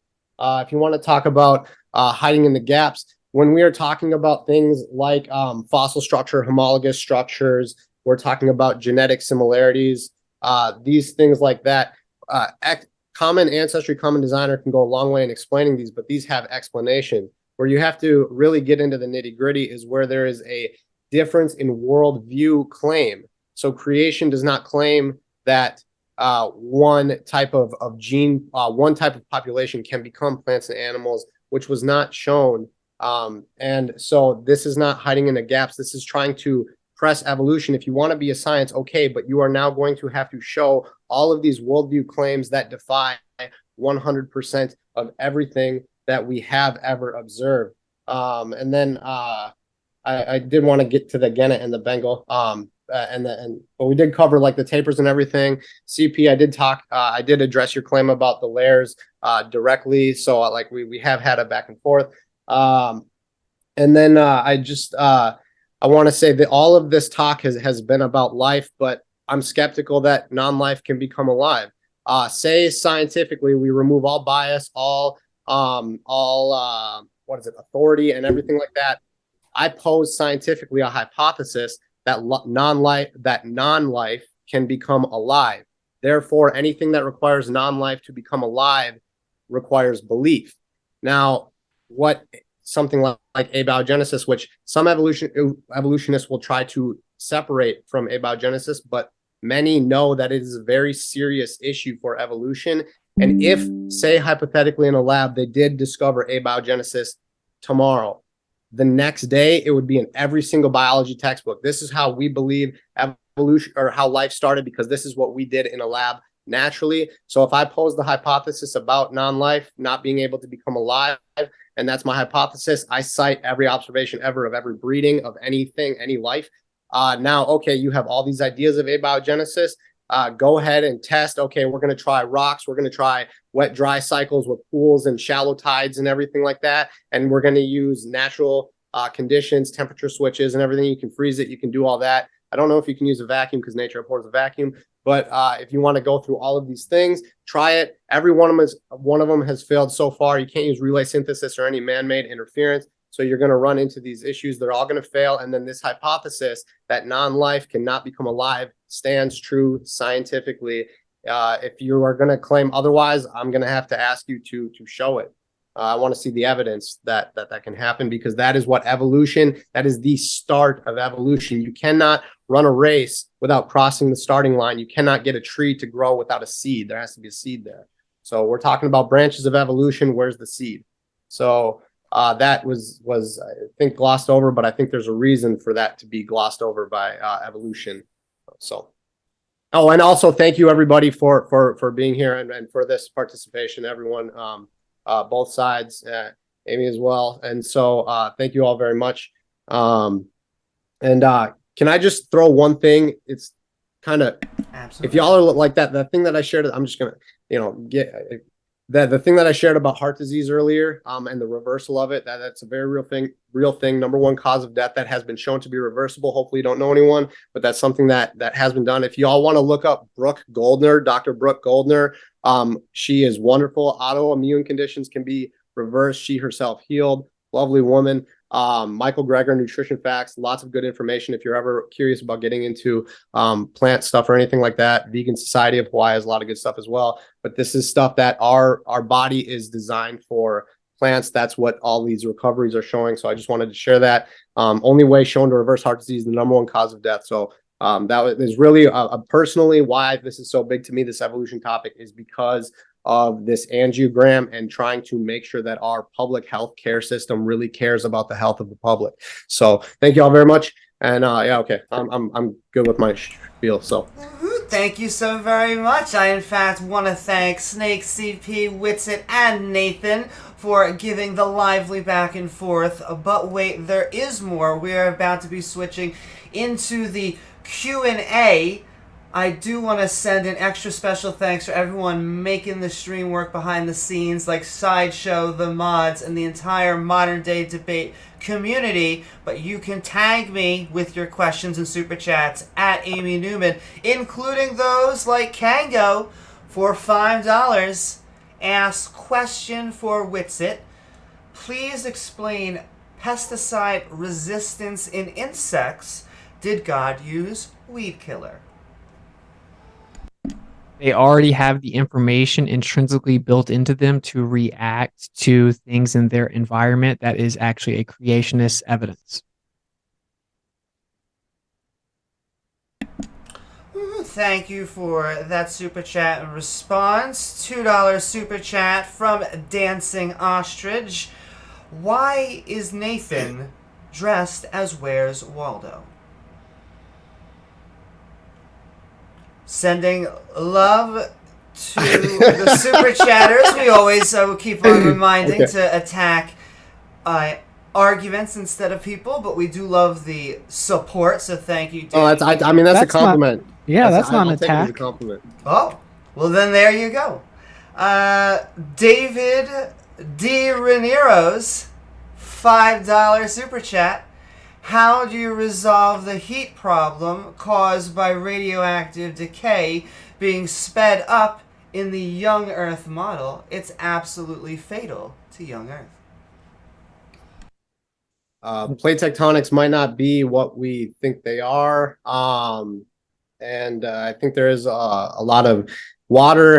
Is that accounting for like everything? And I've not heard about this problem until now, but like there's a lot of water on the earth, and so water has a lot of heat specificity, so it can hold on to a lot of heat, so that might absorb it. But also, if the earth is not that old, and if things don't decay quite the same, or what rates are you using? Are you assuming that it's constantly shifting? What if it shifts to a much slower rate or a much faster rate? If it's a slower rate, then you're not giving off as heat as quickly, so maybe there is no heat problem after all. You're just choosing an assumption where there's a faster heat Well, let off. So they also bake in this geological assumption spanned out across the whole earth as if it's all the same and works perfect all the way down, and we know exactly what it is, and that's not even reality. And you have volcanic activity, and of course you can change plasma state very quickly, and there's all kinds of electromagnetic phenomena and quantum fluctuations that have now been shown in the last few years that would actually affect the decay rate, including muon decay. So it's a cool story. I mean, it sounds good. Just say it would burn the whole earth. It's impossible. I mean, it's a cool story. Are we doing responses on these? So you are allowed to respond, but if it's for the person, they at least get the final comment. Right. Okay. So it's not just a story, it's actual calculations. It's called math. And the rate team of creationists did this math, and they found that the oceans would boil off. So that's not a saver. And the math, you could have hurricanes and all kinds of like ice comets. It wouldn't really move the dial at all. So yeah. Also, there's a different amount of decay happening for some reason as you get closer and closer to continental ridges and deeper into the rock. So I don't know why that would happen, but again, if the total amount of decay can be calculated, because we can observe how much heat is released by decay, and then we can do a little bit of math over how many years that happens, and it melts the earth. So it's not a story, Witsit. And then Witsit or Nathan, you do get the final last comment. So you do have there is a difference between math and science. They overlap with each other. Well, math overlaps with science a lot. There can be a lot of use in there, but you're measuring something kind of on a small scale, and then how do you know that where all of that particular element is that's decaying? How do you know the exact quantity of that in the surface? How do you know what's out in the middle of the ocean, on the ocean floors? It sounds like there's a lot of assumption to that. Austin, you got anything to? Yeah. One of the things we didn't get to, one of the most acknowledged and well-known fundamental assumptions and problems with it is you can't get entire elemental isolation. Can't get entire elemental isolation in the first place to even determine decay rate. So let's just pretend that doesn't exist, and then we can do some calculations and make up stories. And a $2 super chat. I'll check into that. The spice is real. $2 from Magdalene. Witsit is the poster child for Dunning-Kruger. You love you too. Thank you for the support and the response. And another $5 super chat from Magdalene. There is very little going on behind Witsit's bovine grin. I still love you, and so does the creator. Thank you for the continued support and both of those responses, Witsit. And then a $10 super chat from David D. Ramirez. Were both extant elephants on the Ark? If no, you have so few animal pairs need to create new species per generation to see current phylogeny. If yes, the Ark needs to be orders of magnitude larger. So there were one of the misconceptions about the Ark was that there was only 2 of every kind brought on the Ark. There are actually 7 of each clean animal, and then 2 of the rest that were brought on. And you also do not have to bring, full grown animals on. You can bring babies. And if these animals are already walking to the Ark under the kind of the influence of the creator, if God is guiding them, then God can guide them to wherever they have to go and help get their populations restarted. So I think that would have, admittedly, it's a supernatural influence, but we're talking about philosophy. Yeah, exactly. We acknowledge that, and it's kind of weird that like in the opener for proving evolution, it's always like this wouldn't work on the arc. Let's say hypothetically you did verify that, like that doesn't prove evolution, but yeah. Anyway, he answered it pretty thoroughly. So there you go. Thank you for those responses and the super chat, David. A $2 super chat from Michaelion. Spinning ball flying through an infinite vacuum. That's got to be for you guys. Yep. And thank you for that super chat and the response. And a $10 super chat from Virginia Botanist. Witsit, why do families of plants show different geographic distribution today according to the position of ancient Gondwana supercontinent? Plate tectonics is shown by the seafloor spread. Why are plants geographically distributed based on the what? The position of the ancient, I know I'm saying this wrong, Gondwana supercontinent? Gondwana? Okay. That's a cool story. That it just seems like it's so weird. There's this double standard where people that are anti-creationists can literally just make up stories about billions of years, and I'm supposed to answer for them. But yeah, there's geographical distribution based on climate and a fluctuation of variables. I don't know why that would be confusing. And the seafloor, how does the seafloor help any of your claims of some species turning into another one, or that you have a change in domain? It doesn't help you at all. But geological fields are built heavily on assumption, and this is well known, and it's a thing that gets misrepresented by people that aren't actually in the field.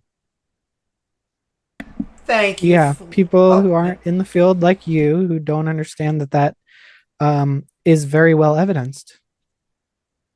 Dude, you admitted a second earlier that like, you didn't know. You just know that a geologist must know.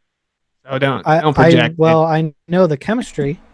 I don't know all of geology. Correct. And there's a lot of geological assumptions. I'm not going to be like you and just pretend that I know every single scientific subject. I don't know everything, but I know that you can't get elemental isolation for radiometric dating. And he has to be the final word because it was for him. Oh no, you could say something. It's still your side, but the keeping with so like with the plants. I mean, if pre-flood someone liked a particular plant, if the technology was different back then when they were building pyramids and stuff, someone could have brought a plant from one place to another. They brought cherry blossoms to DC, so people could move plants around back in the past, and then they put them where they put them. So if you like a plant, but you have to move to another country for some reason, if it grows there, you're probably going to take a seed or two with you. How would that support evolution? I don't understand. Maybe I'm missing something. I don't know how that would support evolution. But okay. Tectonic drift would take millions of years. Yeah, how does a plant? I just don't even. Okay. Whatever the connection is there. Full story, bro. And all right. Thank you for the super chat, Virginia, and the answers panel. And a $5 super chat from David Valaire. Witsit, you are doing the same lame routine that you do. I love you, and so does the creator. There you go. Thank you so very much, David, for the support and super chat and your response. And another $2 super chat from David. Extreme situations do not negate the rule. I need to substantiate this alleged rule. It's not science if you don't do that. What's extreme? Yeah. No specificity what qualifies as extreme? Thank you. And both times, David, as well as your responses. And then $10 from the Science of Science. Why does Snake sound like Brenda? No idea. Thank you so much for the super chat, the Science of Sciences, and your response. And then David D. Ramirez, $5 super chat for Austin. when did you stop bringing evidence to debates and start going through a Rolodex of fallacies to sound intellectual without having an argument? Yeah, so if you understood what the definition of a logical fallacy is, you would know that it's an invalid argument. So when your opponent makes an argument that's invalid and logically fallacious, like the way that you debate is you point that out, right? And that doesn't mean your conclusion's wrong, but it means that what you're proposing to support it is wrong. So the fact that I have to constantly call out fallacy shows the problem. And of course, I do bring evidence when I have a positive claim. We acknowledge this is a philosophical claim of intelligent design, but of course I can definitely bring tons of positive evidence for intelligent design. It's everywhere. But the main problem is that this was supposed to be evolution on trial, and they're supposed to substantiate their positive claims. And really, it's just this long, drawn out vocalization of the hatred of the idea of an intelligent designer. It's much less about the illusory disguise of science. So we were just trying to hold them accountable on their claims because we acknowledge philosophy while they claim science falsely when it's actually a religion. Well, my I just partner. want to quickly respond to that. Is that Yeah. okay, Snake? Mhm. So let's just play his game and say that this is all about evolution on trial. If this And was hatred truly a of God? trial, yeah, if this was truly a trial, innocent until proven guilty, so your burden of proof would have been significantly less. The point is, in a debate, each side needs to have equal burdens, and you clearly did not establish that. What are Snake, you take it away. talking? Okay, And well, I get also- to address this. I get to address it. Snake, go ahead. Yeah. Also, So she doesn't hate God, so I didn't say. Okay, whatever. Vitriolic dislike of the idea of a creationist Mhm. and moral accountability. That's my opinion, and it's a generalization. it's not.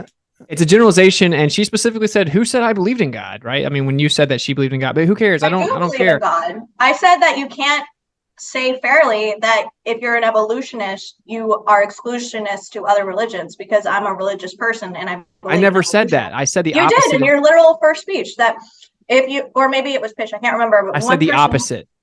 One person said that evolution excludes all other forms of thought and religions, and that's not true. Yeah, I specifically said in my opener, right, to make There sure are I went Christians ahead and and got ahead of everything it who are. that actually they're different. But I just want to acknowledge that you guys saying that over the course of billions of years, evolution took place and this is how it happened and this is what it is a positive claim. Okay, you have the burden of proof to substantiate that positive claim. It has a ton of things you just want us to grant you and then pretend it's science. If you want to philosophically think that it's more logical to think there's no creator or whatever, that's cool. Admit that it's philosophical. That's the fundamental difference here. You have the burden of proof. The name is literally evolution on trial debate. I didn't make it up. Okay, I'd be happy to go evolution versus creationism. It's a layup. No, I just alley-ooped to Nathan over and over. It's not difficult. I'm just saying that you guys have a scientific substantial burden of proof that you could not in any way validate, and you conflate religion with science. You And that showed was what- multiple times that you don't understand the evidence, and we showed how evolution follows the scientific method. And I would like to hear one fallacy we committed. Oh yeah, bet you begged the question over and How? over and over. Yeah, because whenever we asked you how to substantiate that plant life will turn into animal life, you said we showed that it's possible that it could happen. Therefore, it must have happened. Nope, Yes. you're still Well, missing the it's- prediction part. And It's- then You didn't it's- predict. not- You didn't show. Wait. If you made a prediction that plants turned animals, you'd have to then go see that happen to verify the prediction, my dude. So you don't It's something understand turning science. into plants Oh. and animals. And that's the That's last. stupid, Nathan dude. says that's the last. We're moving forward because it has to be their Well, side. and so can I just we You did absolutely can. You can keep it the same. You can keep if you want to have fair non-moved goalposts, we have to stay in the domain of philosophy, but that's why during the debate I did ask if you are going to consider evolution a science, and that is once you say yes, you are removing yourself from the philosophical bubble, and you're putting yourself into a pool of scientific scrutiny, and the burden of proof is much greater for a scientific claim than a philosophical claim. And thank you so much for that, David, for the super chat, and then the panel for the responses. Sending in love from Sunflower, a member for 18 months, sending in a heart emojis, and we are sending that love right back to Sunflower. In fact, if you enjoy modern day debate, did you know that you can hit that join button and get extra juicy perks like all sorts of emojis and fun things? And so come on board. And thank you so much, Sunflower, for that comment. And then $10 super chat from Jack Hardgrave. Witsit claimed at timestamp 1 hour 8 minutes that the heat problem could be solved by quantum fluctuations and electromagnetic manipulations. Explain exactly how this works, or you're full of crap. Okay, yeah, like I said, for example, muon decay, for example, which I don't believe all these subatomic particle claims. Actually, everything's a little vortex, and we make up all kinds of claims, and we have all kinds of evidence that has been consistently denied. Like you have the electroweak theory that eventually was accepted and integrated into standard particle physics at Stanford. But the point is that there's a unified theory. Everything is intrinsically electromagnetic. We see all kinds of fluctuations and significant structural changes that are not actually limited to material composition on the quantum scale. And that's all that you would need to actually fluctuate decay rate. Some type of like major electromagnetic phenomena would change the actual decay rate due to manipulating the structure on this smallest scale. And that's just one of many examples. And I would like to just point this out right away. Like, dude, I've been trying to debate. There are people in the chat saying like I'm scared to debate whatever creationism. Like I've been trying to get an atheist to debate me about creationism, just the philosophy of it and the logic of it. Like R and Raw example, people are afraid to debate creationism versus atheism because it's logically bankrupt. So there's my shout out into the ether. If anyone thinks that they can debate me about that, I would happily do so, because once we get this out of the scientific realm where it belongs in the philosophy, well then logically, of course, evolution would get decimated. So yeah, you don't even understand the question. The question was, how would what you proposed, your word salad, get rid of the heat from the heat problem? And all you said was, yeah, we can speed up the decay rate. That's the problem. That is the heat problem. You don't understand, because that is the heat problem. What you're proposing is the cause of the heat problem, and you never proposed a way to get rid of the heat. Can you show me that when you change decay rate with electromagnetic fluctuation, that you've predicted and measured the actual heat that's given off by the electromagnetic quantum fluctuation coming from the background medium known to be a zero energy and vacuum point energy? Can you show me that? You don't know. You have no idea what the heat given off of some type of zero or vacuum energy fluctuation within a molecular structure is. So you're making up pseudoscientific claims with calculations. So now you're claiming that the state of Earth rock is that during the flood? During the flood? Why does that have to be during the flood? There could be because electromagnetic... you're proposing conditions that are like plasma heat, core of the sun type conditions. Why does it have electromagnetic fluctuation from a background medium? Like, and actually, like more so, I think what Tesla says, which is if you throw the background infinitesimal prodigious worlds of velocity, it would manifest as material. I don't know what just happened there. So yeah, I think that would fluctuate the actual the structure itself. That would change the decay rate, and it doesn't have to give off immense heat to do that. It would be a material composition change instantly. And quantum is actually supporting this very idea. So just saying that it would be a certain temperature doesn't make it reality. We can observe what temperature happens when that happens. Really? Can you cite the paper that showed that the electromagnetic fluctuation can you do that to a specific atom, like down to an atom? You can tell how much heat is being released by what, going down in valence or energy, or that going down in valence energy has to do with electrons that are are within the molecule, but decay happens to the nucleus of the molecule. There are things like electron capture and stuff like that, but So yes, different elements decaying will give off different heat. Okay. In an atom to atom heat signature, like each one particular atom as it decays will give off so much heat. Reliably, yes. And I am going to actually answer this next super chat, but our panelists are always welcome to as well. $10 from the Macrete Naturalist. Could we get an evolutionary debate by any chance? I don't know if creationists could deal with it, though, trying to put the God of the Gap theory in. So I'll let any one of you respond, but I just want to put in there that, like Witsit just put into the ether, as said, I want to just remind everyone that modern day debate is always looking for either current or new debaters. And so if you have a roster of debates, a little bit of experience, or just some tough grit, and you know that you want to step into the ring, feel free to contact us. The email with the description below, right below us. But yes, it looks like, I will say, they're looking for a creationist debate, so we at least have someone out there looking for one themselves.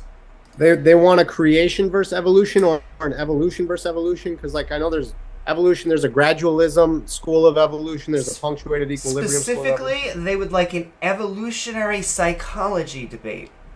All right. Well, just to specify specifically what I'm laying the gauntlet down for, and I wouldn't mind someone like Aaron Raw, is atheism versus creationism, because atheists are afraid to debate the logical parameters and implications of their worldview, and it gets messy. So everyone's scared to take it. Atheism, creationism. That's the debate. And if it's creationism so stupid, it should be an easy debate, right? Just debate the philosophical, logical parameters of the two worldviews. But it seems a little bit difficult to get someone to take it. I'll take it. Typical debate. It happens like every 5 seconds. Yeah. Yeah. And I'll take like, it if you YouTube find is no one else. flooded with that debate. It's gonna be. Well, Snake, could you not interrupt me while we debated about it? You think? We both interrupt each other. That's kind of how discussions work. All right, man. Well, I'm not interested in a debate where every time I try to make a point.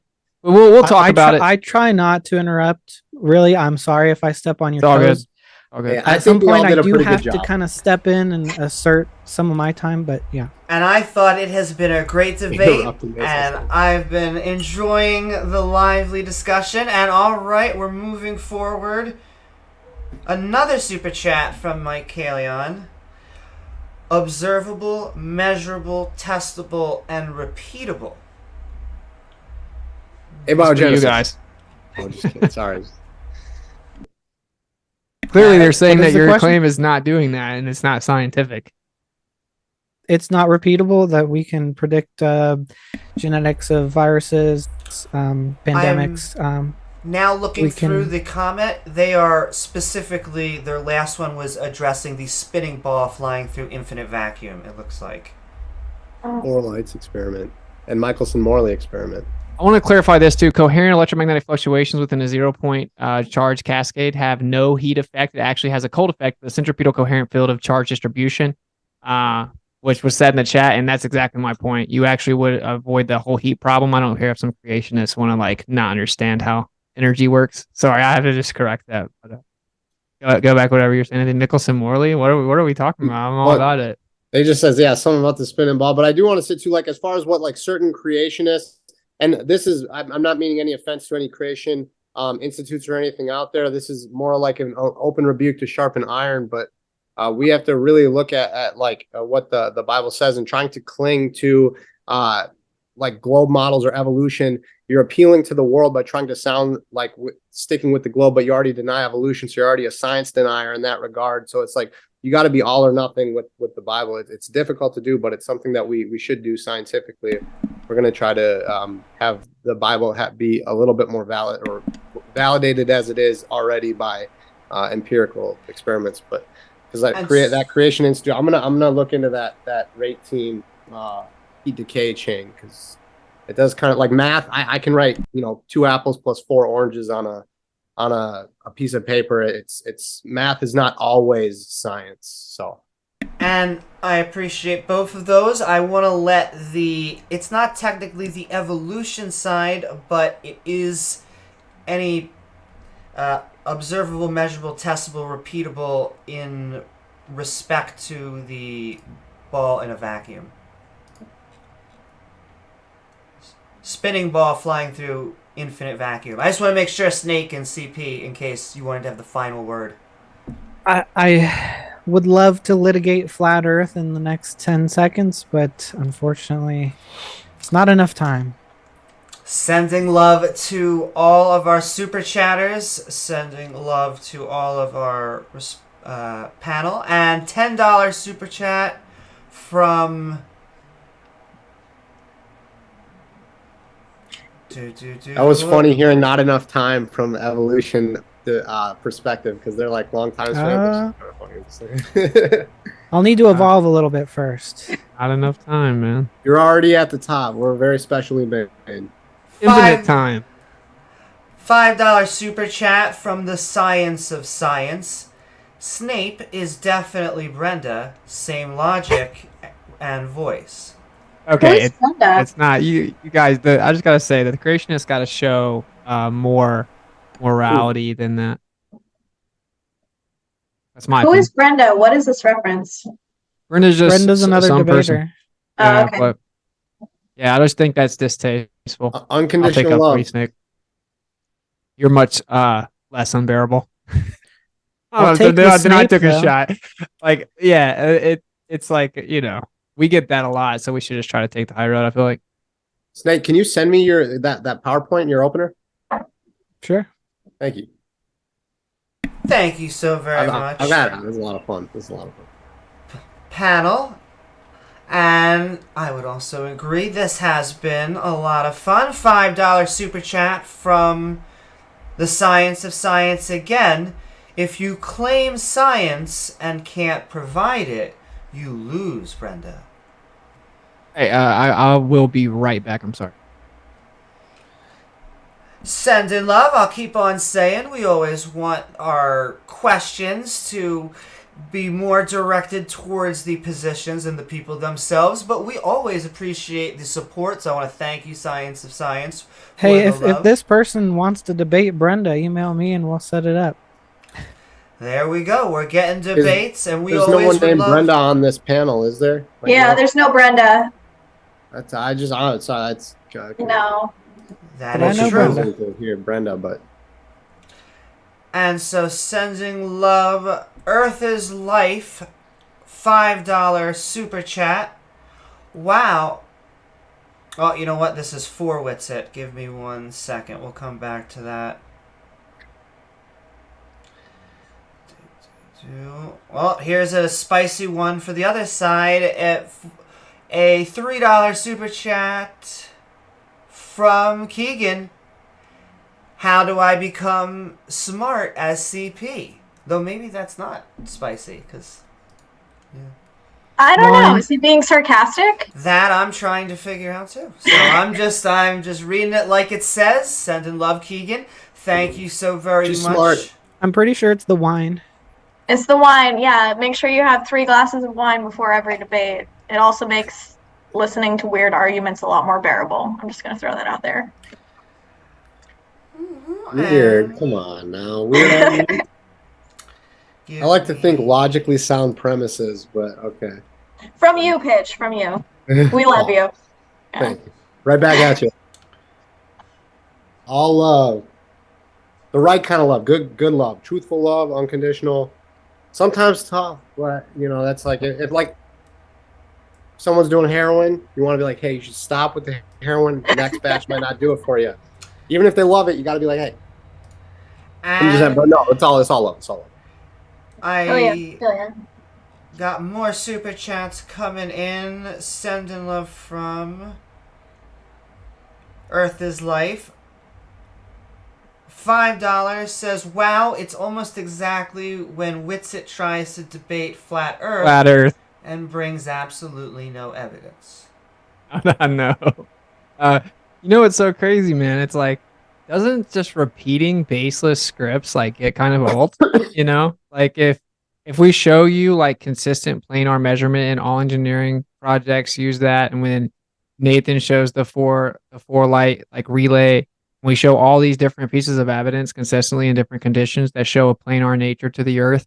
Why just keep baselessly claiming that there's no evidence when you have to just like claim your deity refraction gets you out of all of it?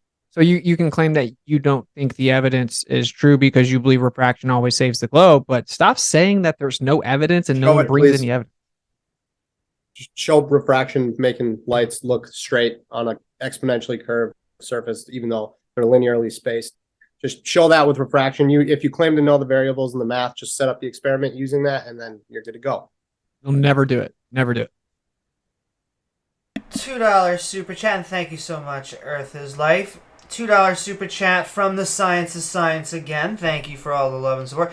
Can we get a Witsit and Primetime 99 team up? Hey, I'd be down. You got one on board. We just need to. I could text. It out. just depends on what we're gonna debate, I guess. Thank you so very much, Science is Science. $5 to the Jokester. For everyone, is there no way that intelligent design and evolution can both be true? Good debate, Snake and Witsit. Kiss and make up. I'm gonna pass, but I'm gonna pass on the kiss part. I still love you though, Snake, and so does the creator. And yeah, actually, creationism is the only way, even in theory, that evolution could exist. And it still can, but I'm saying. Like, I guess technically a creator can do anything, right? Just, we all know that the motivation for evolution is to propose something without a creator. And I think that good faith acknowledgement of this, instead of some like tactical attempt to pretend that isn't true, is definitely the way that you progress the conversation. Whatever.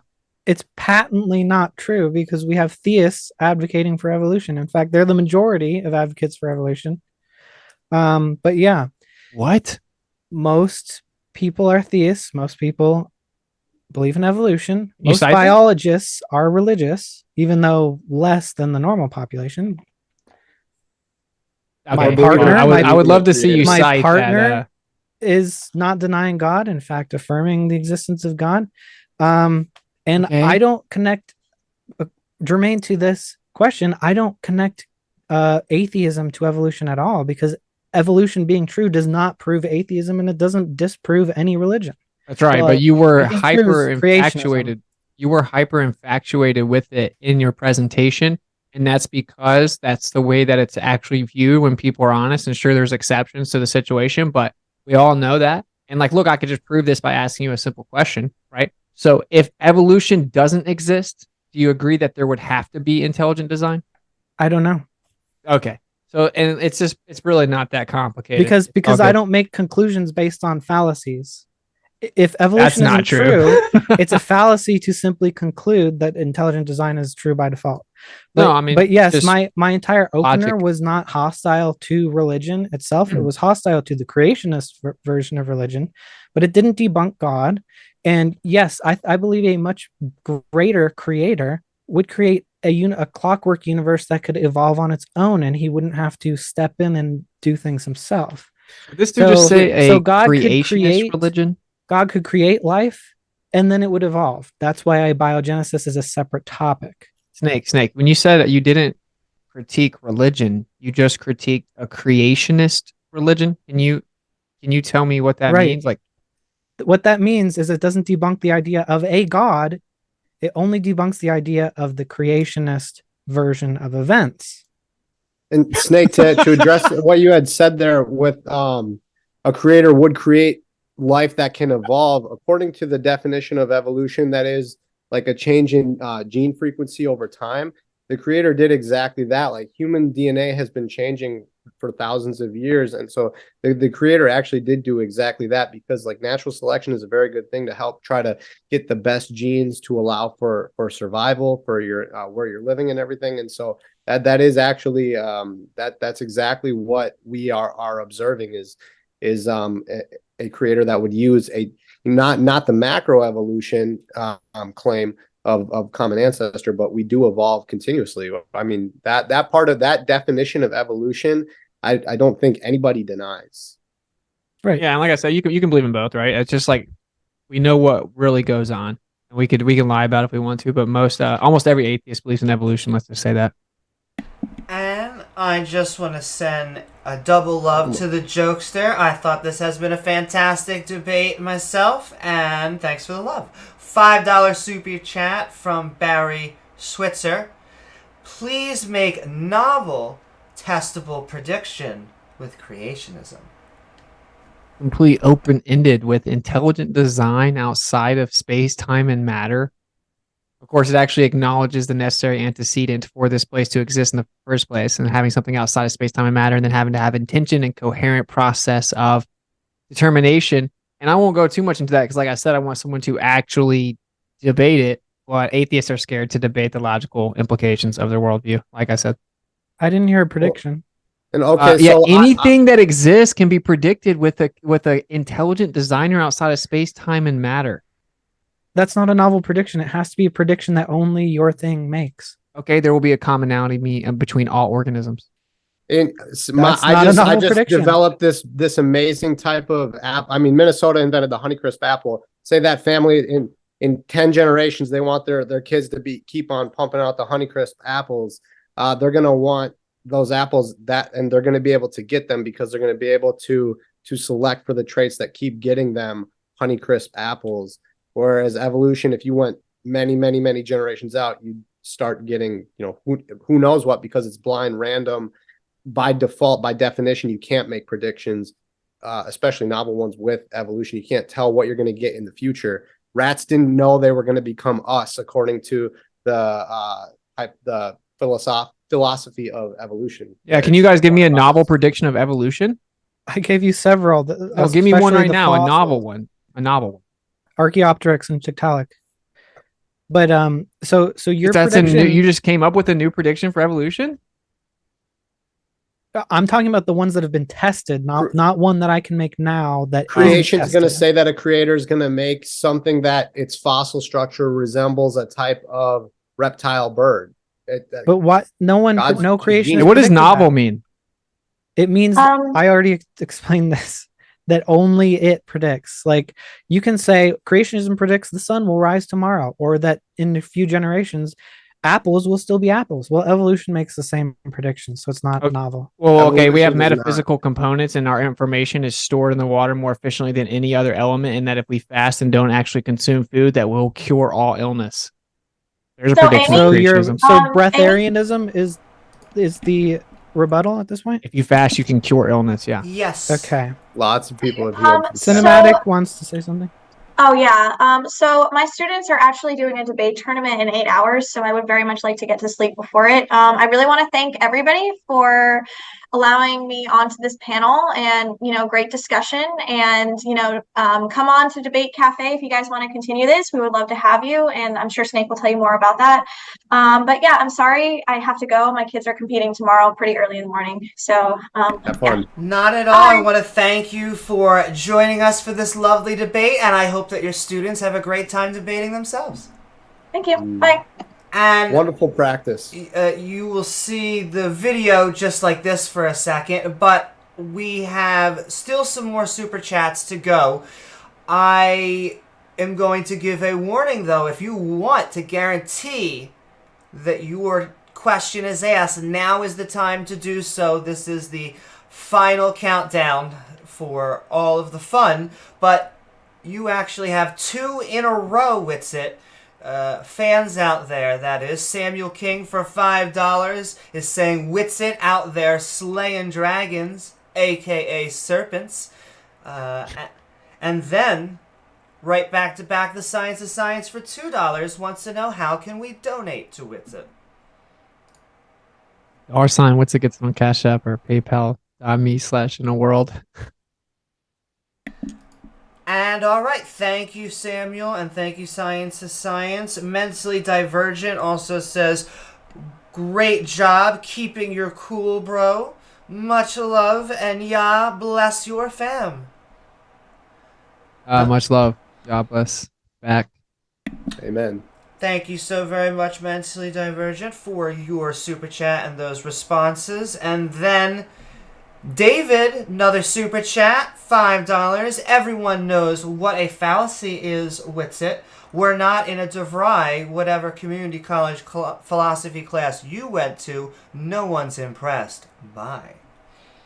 I would just like to say I'm actually very green when it comes to fallacies and whatnot. I don't know much about them at all, so not everybody knows like fallacies and whatnot. Yeah, I mean it's important, and I didn't go to community college.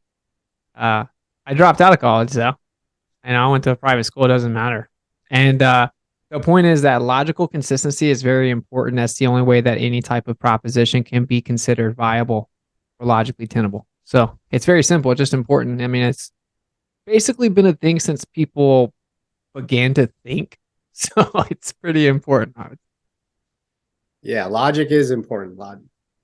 Absolutely. That's why the fallacies exist. True. I'm learning them. A few of them. Yeah, it's a process. And then a $5 super lot of chat them. Yeah. from Coffee Mom. Can Team Evo explain to Team Skeptic the problem of a giant boat full of animals that only has one tiny window? I'll try.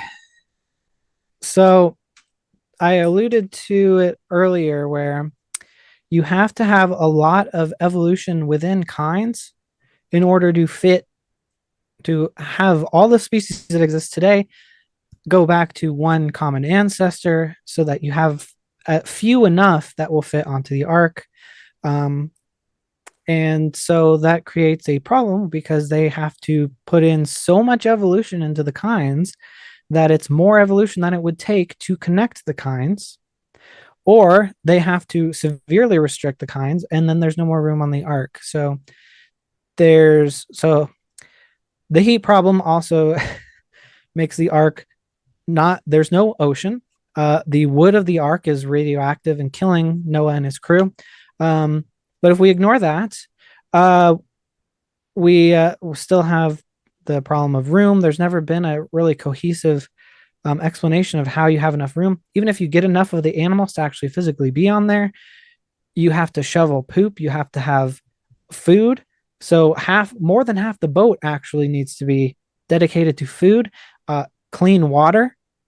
It's just a logistical nightmare, and a boat that large can't even float. We've built boats that are smaller than that of wood, and they're too large to even, they're not seaworthy.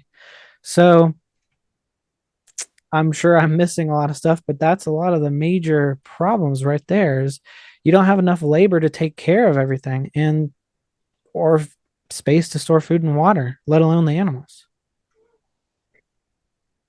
Can animals hibernate? I'm just curious, like, because animals, I think, animals would be able to sleep a majority of the time. I don't know if we get a chance to respond to that. Like, I think that what you addressed would be true, if the animals were not also under the influence of the creator who's trying to guide them so that their populations are able to carry through the flood and then make it to dry land and be able to repopulate their population. So I mean, in that hypothetical scenario, there's supernatural intervention, right? So it's like, yeah, in that scenario, to claim what would or wouldn't be possible, it's kind of doesn't make sense. I mean, I get that that's frustrating. I get that. I mean, I'll give you that. That's why we admit it's philosophy. Yeah, you can solve the heat problem with a miracle. You can solve anything with a miracle. We don't even need a miracle. I showed you specific science that would solve the heat problem. I don't care about whatever institute you come up with. You showed conditions that are not possible on the Earth, in the Earth's crust, and some quantum mechanical mumbo jumbo. Okay, send me that. Okay, no problem. Will you read it? Anyway, I thought I was going to say something else, but the hibernation.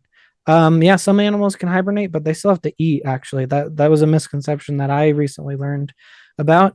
Is they don't just conk out all winter; they actually have to eat. And drink water. And all right, thank you so very much for those responses. And then $2 super chat from David. Austin, also stop misgendering people. When did I do that? Think that's more in response, I guess, to the super chatters, if I had to guess, that were coming in. And so thank you so much, David, for your super chat and the support. And $5 super chat from Samar Farsin. Odds for one chromosome to happen by chance are 1 in 3 billion factorial. At one try per second, the universe needs to be zillions of zillions years older.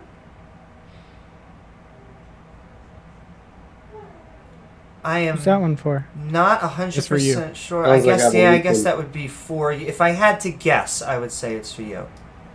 Can you repeat it?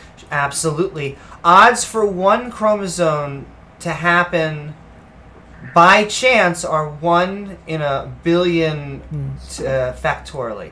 At 1 try per second, the universe needs to be zillions of zillions years older. Right, that would be true if anybody thought that chromosomes were formed simply by random nucleotides just coming together in the correct sequence, and that's not even close to how that happens or how anyone thinks it happens.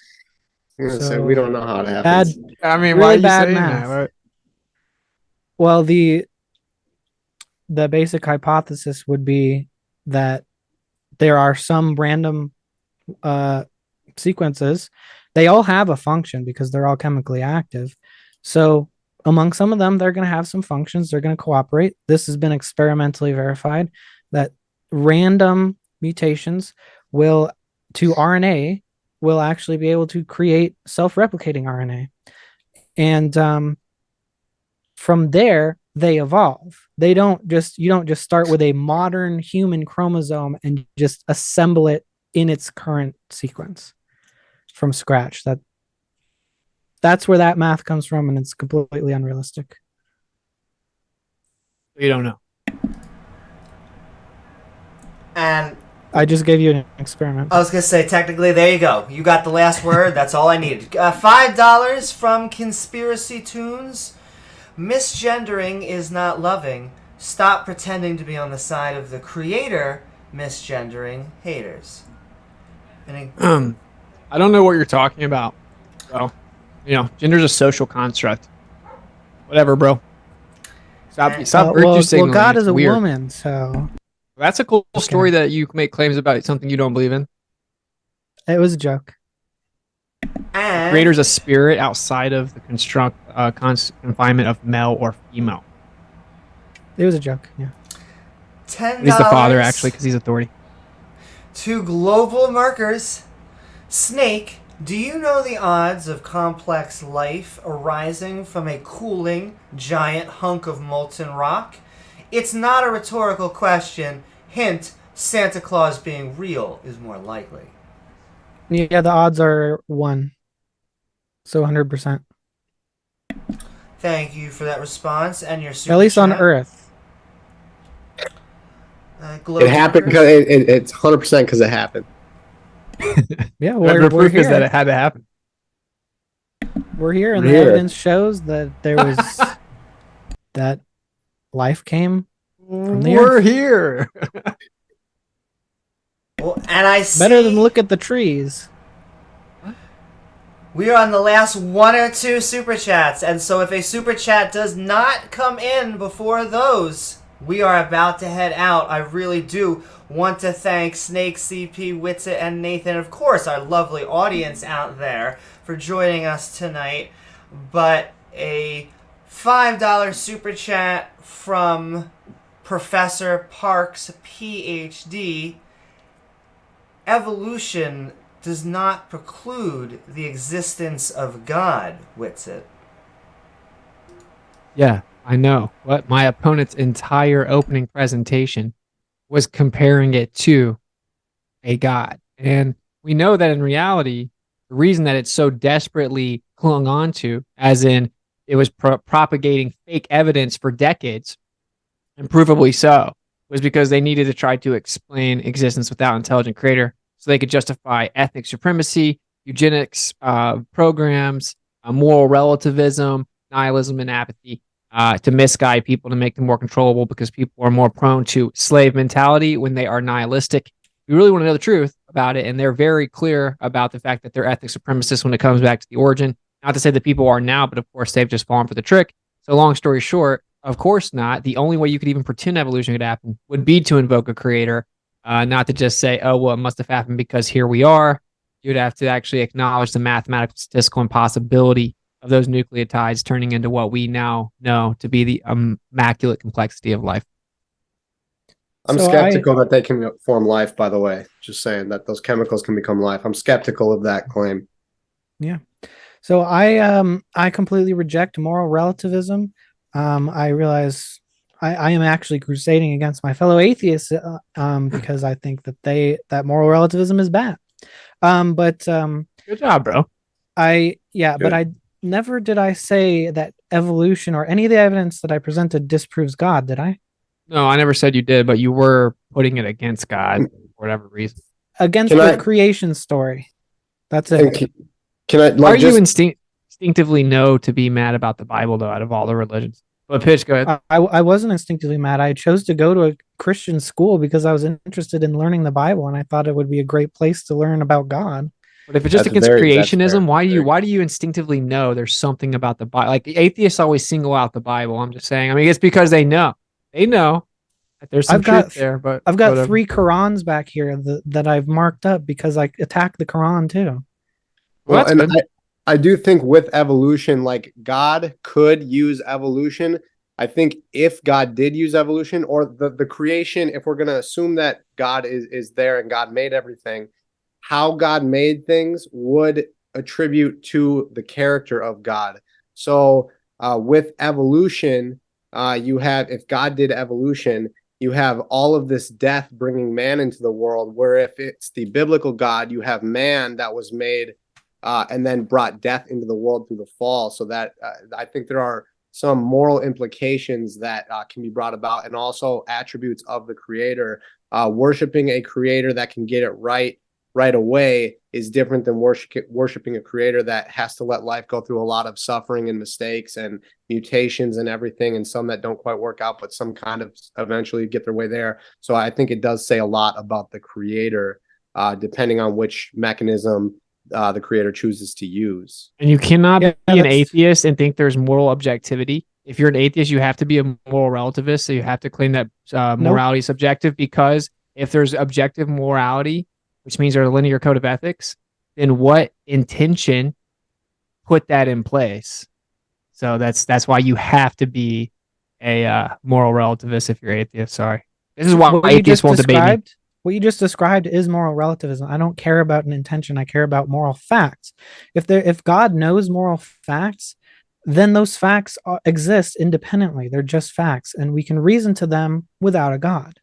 So I am an atheist and a moral realist. We can have that debate. All right.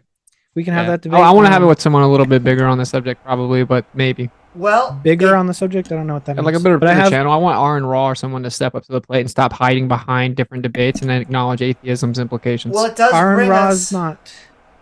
He's an atheist. I don't think he's a moral realist, but I do want to make a quick comment. Sorry, Amy. No, it seems to me that the God the God of creationism, it has some moral problems of his own, because one, he set up everything knowing in full advance what would happen, making absolutely no attempts to educate or prevent it. But also he creates 99% of life forms just to kill them off completely in the flood. So I think that there's some problems there as well. He was sad about it. And with God did know man would choose to fall. It's through man's own free will that we brought death of our own kind, plus all the animals and plants, into this world. And I think that our creator is so smart and has so much foresight that they are able to say, okay, once man falls, this is how mutations should occur in animals and in plants, and how they're going to be able to survive and adapt to their environment, or have variation that will allow them to live. So I think that our creator was able to set a wind down to the mutations and to what we see now, knowing it's free will to us to choose to fall. But once we did, God had a plan set and ready to go to help kind of cradle the fall down. Well, the animals didn't ask for it, did they? Just so stupid to ask why bad things would happen. What would be the alternative? It would be that we're robots. Free will automatically allows that to happen. The alternative is there's no purpose to life. It's not even complicated. And then... Yeah. Well, no, it's actually going to give it right back to you, Snake, because there's a question, actually. Feel free to answer that, but then on top of that, it's Michael Kalion set for $2 saying, how is atheism not a contradiction? Michael Lyon. I don't know what Thank you'd you have so to. very much, Michael Lyon. It's a very reasonable mispronunciation. I did it. He's a much. you'd have to point out the contradiction. I don't know what you think the contradiction is. But yeah, you can have free will and God's still not setting us up for failure or, educating us or allowing mistakes. You want to be a robot? God gave us a book I for just instruction. literally, so getting Yep. educated is being a robot? We gave us instruction manual. That's what Torah means: directions, instruction.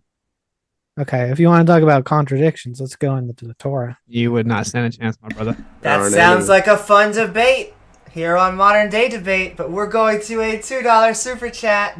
JD on YouTube. Why aren't there chimp humans? Why aren't there chimp humans? There's a huge ethical concern there. And as we know, evolution can separate things that used to be able to breed. Like all foxes have different numbers of chromosomes. So like that's one of the problems with the ark is, okay, now there's like at least a dozen different fox kinds. So you have 7 of each fox. None of them can interbreed. They all have different chromosomes. So either that's possible from evolution, or you have to take on like a dodeca levels of more animals onto the ark.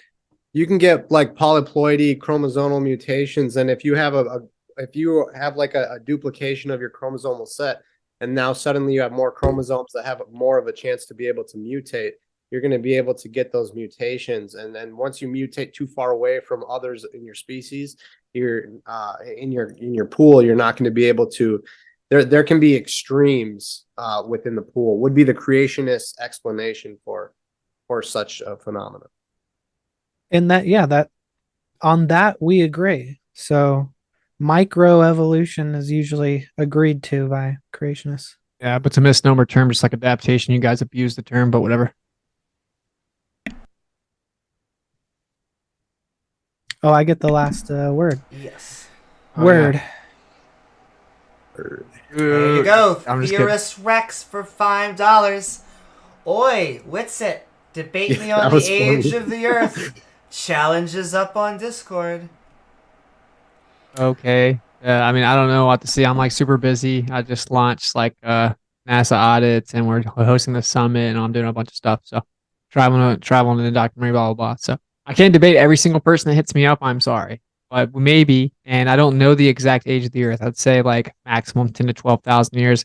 I do know that you make up pseudoscientific claims to act like you know. But yeah, we'll see. I don't know who you are or anything like that.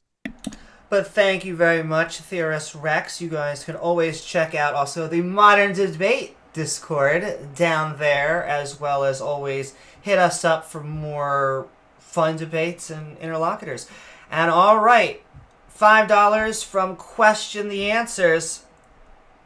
Snake, why did your essence, or whatever it is, arrange themselves to become you? Have you any answer at all? And if you do, explain why you feel so. My dad's sperm, I was the winner, got to the egg, and then they grew. So I don't know why my particular cell won over the other ones. I don't know how else to answer that. I don't believe that there's an essence. I believe that I'm cells. So that's the best I got for you, unless you clarify a little bit. Thank you so very much. Question the answers and your response, Snake. Another super chat for Theorist Rex. He's coming after you. Don't be a coward, Flurfian. Anyone that tries to pretend that I'm scared to debate someone just to gaslight me into debating is very see-through. I debate like everyone about anything that I think. So that's a cool story, bro. Flat Earth is a debate that should happen more. These types of platforms are how, because truth gets heavily censored. So this is where we get to actually get the word out and appeal to people's logic and senses and empirical scientific data. So this is the bring on Flat Earth debates all day long. And we're happy to be a neutral, nonpartisan platform. So thank you so very much, Theorists. And I hope everyone gets their debate on. A Another super chat, or a super chat from Jay-Z the second. Does Witsit or Nathan understand the transition from plant cell to animal cell in the early stages of life, supposedly billions of years ago? It's not plant cells that became animals. It's a splitting of the population is what is claimed, and what is asking to be shown empirically is a split that a population can become both. And all right, this is going to be the last question of the night for both sides. I really do want to thank all of the friends and family out there for sending all love and support. Question from Nick. He says a very serious question. How does adaptation differ from evolution? Whoever would like to go first and last. Yeah, so I made it very clear. I think that that's like a misnomer that people can see from a creationist perspective, because they normally can see within the confinement of like the misdefinition of adaptation as if it's like some ability to like gain additional information or external information. And he said that it didn't, it comes from the parents, but then you have to obviously keep going with that and you're going to run into a regression fallacy. Like the information is already built in so that it can be called upon to then quote unquote adapt, which means that it's evidence for intelligent design. And I don't see this said enough in evolutionary debate. And when fully grasped, it is the death of evolution on its face. In order to even invoke quote unquote adaptation, you have to invoke intelligent design, because there's a storage of information that can be accessed in order to be able to adapt to the environment. So, Okay. So adaptation can happen on an individual level, whereas like here in Colorado, we adapt to the high altitude. But it also, germane to evolution, happens at a population level. So there's genetic adaptation. So they would be, if you're talking about the population level, adaptation is the same thing as evolution, because the population is adapting to its environment, which means changing genes. So, and to address your point about information that's already built in, you have absolutely no evidence of something like, it sounds like what you're saying is that there's just genes hanging around waiting to be activated for some new environment, when that's not what we see. We actually see that genes that are already there mutate and have different functions. So no, actually, if you study epigenetics, sense, you would know that's not true, Bon Brother. And that's not what we're talking about. Animals, like a dog is able to get thicker or thinner fur depending on where it lives. But then you also have, like, there was a lizard that was let go on an island, I think in the Mediterranean, and it was primarily a plant-eating lizard. But then when it switched over to, I think, eating insects, its digestive tract had changed. That information was stored within it to be able to change to its secondary food source. Just like how in humans, when we eat animal products, we pick up different bacteria in our gut microbiome. It's an adaptation that we have, a kind of like a rubber band that we can stretch taut or not, if we, depending on how it will help us to live, because life is what our bodies are designed to do. Yeah, and I used to say that there was junk DNA, and now they're like, oh, turns out it wasn't junk DNA. And, lots of function. Yeah. Yeah, even in the original paper naming junk DNA, they said that it doesn't necessarily have no function. And actually, yeah, the function of junk DNA is kind of to hang out and wait to mutate into something useful. Are you claiming you fully understand junk DNA? Because it's well known we don't. No one And fully can't there be understands code in there that could be useful in That's science. convenient. in adaptation? There are no complete sciences. There are gaps in every science. No one understands anything about that is just a dishonest tactic, as if everything is in the same boat, because you can never fully understand anything. Junk DNA isn't understood very well at all, and epigenetics has shown a huge difference in what we previously thought when it comes to genome and the DNA function. So you can pretend whatever. You guys can't make holistic claims about DNA, because it's been proven wrong time and time again, and it's way more complicated, and it has way more information storage than you know about. It's biologists publishing peer-reviewed papers who discovered these things. That's who I'm invoking. So you claim that the information is already built in. Here's a study about salmonella compensatory adaptation to the deleterious effects of antibiotic resistance. So they evolved a new gene for antibiotic resistance. They became less fit. Then they got more and more mutations that fixed what was broken and they kept their resistance, and they became more fit than the wild type population, all because of mutations. There was no extraneous information being input. It wasn't pre-existing information. It was all mutated, and it wasn't epigenetic because they actually have the sequence of genes that changed. I'll let you respond if you want, Witsit, but this is going to be just because a $2 super chat came in, the last one of the night, saying, same from Theorist Rex, you have a new rival out there. Sending love, Theorist. Thank you for all the love and support. Says he could beat you even while intoxicated. It did seem like you had a final thought on what we were just saying about adaptation, though, so whatever that final thought is.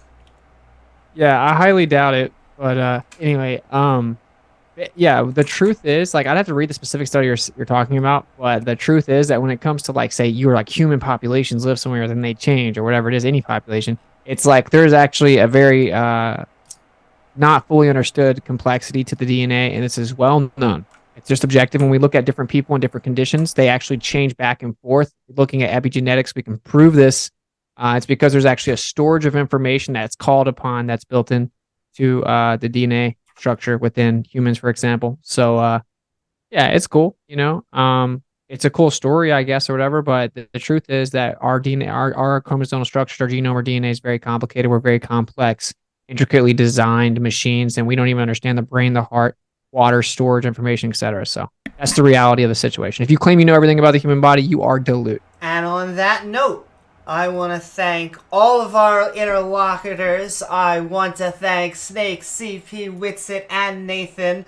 I would like to send a super extra special thanks to everyone working behind the scenes, our mods, and most importantly, you, our audience, for joining us tonight on Modern Day Debate. We are a neutral, nonpartisan platform welcoming everybody from all walks of life. If you're looking for even more fantastic debates, we are now all over the internet, including your favorite podcasting platform. So if you enjoy the show, why not share it with your family, friend, or member, or someone you're getting in a debate with? And please don't forget to like, follow, and subscribe. It helps us reach an even wider audience, including tonight's debate on evolution on trial with our debaters, CP and Snake, and Nathan and Witsit, here to help us find that answer. Plus, if you like what any of our guests have said tonight, all of their links are in the description below. Finally, if you're looking for even more fun after the show, feel free to check out our MDD Discord, where we often throw after parties around the topic, in the description. With that, I am A.B. Newman with Modern Day Debate. We hope you continue having great conversations, discussions, and debates. Goodbye, everyone!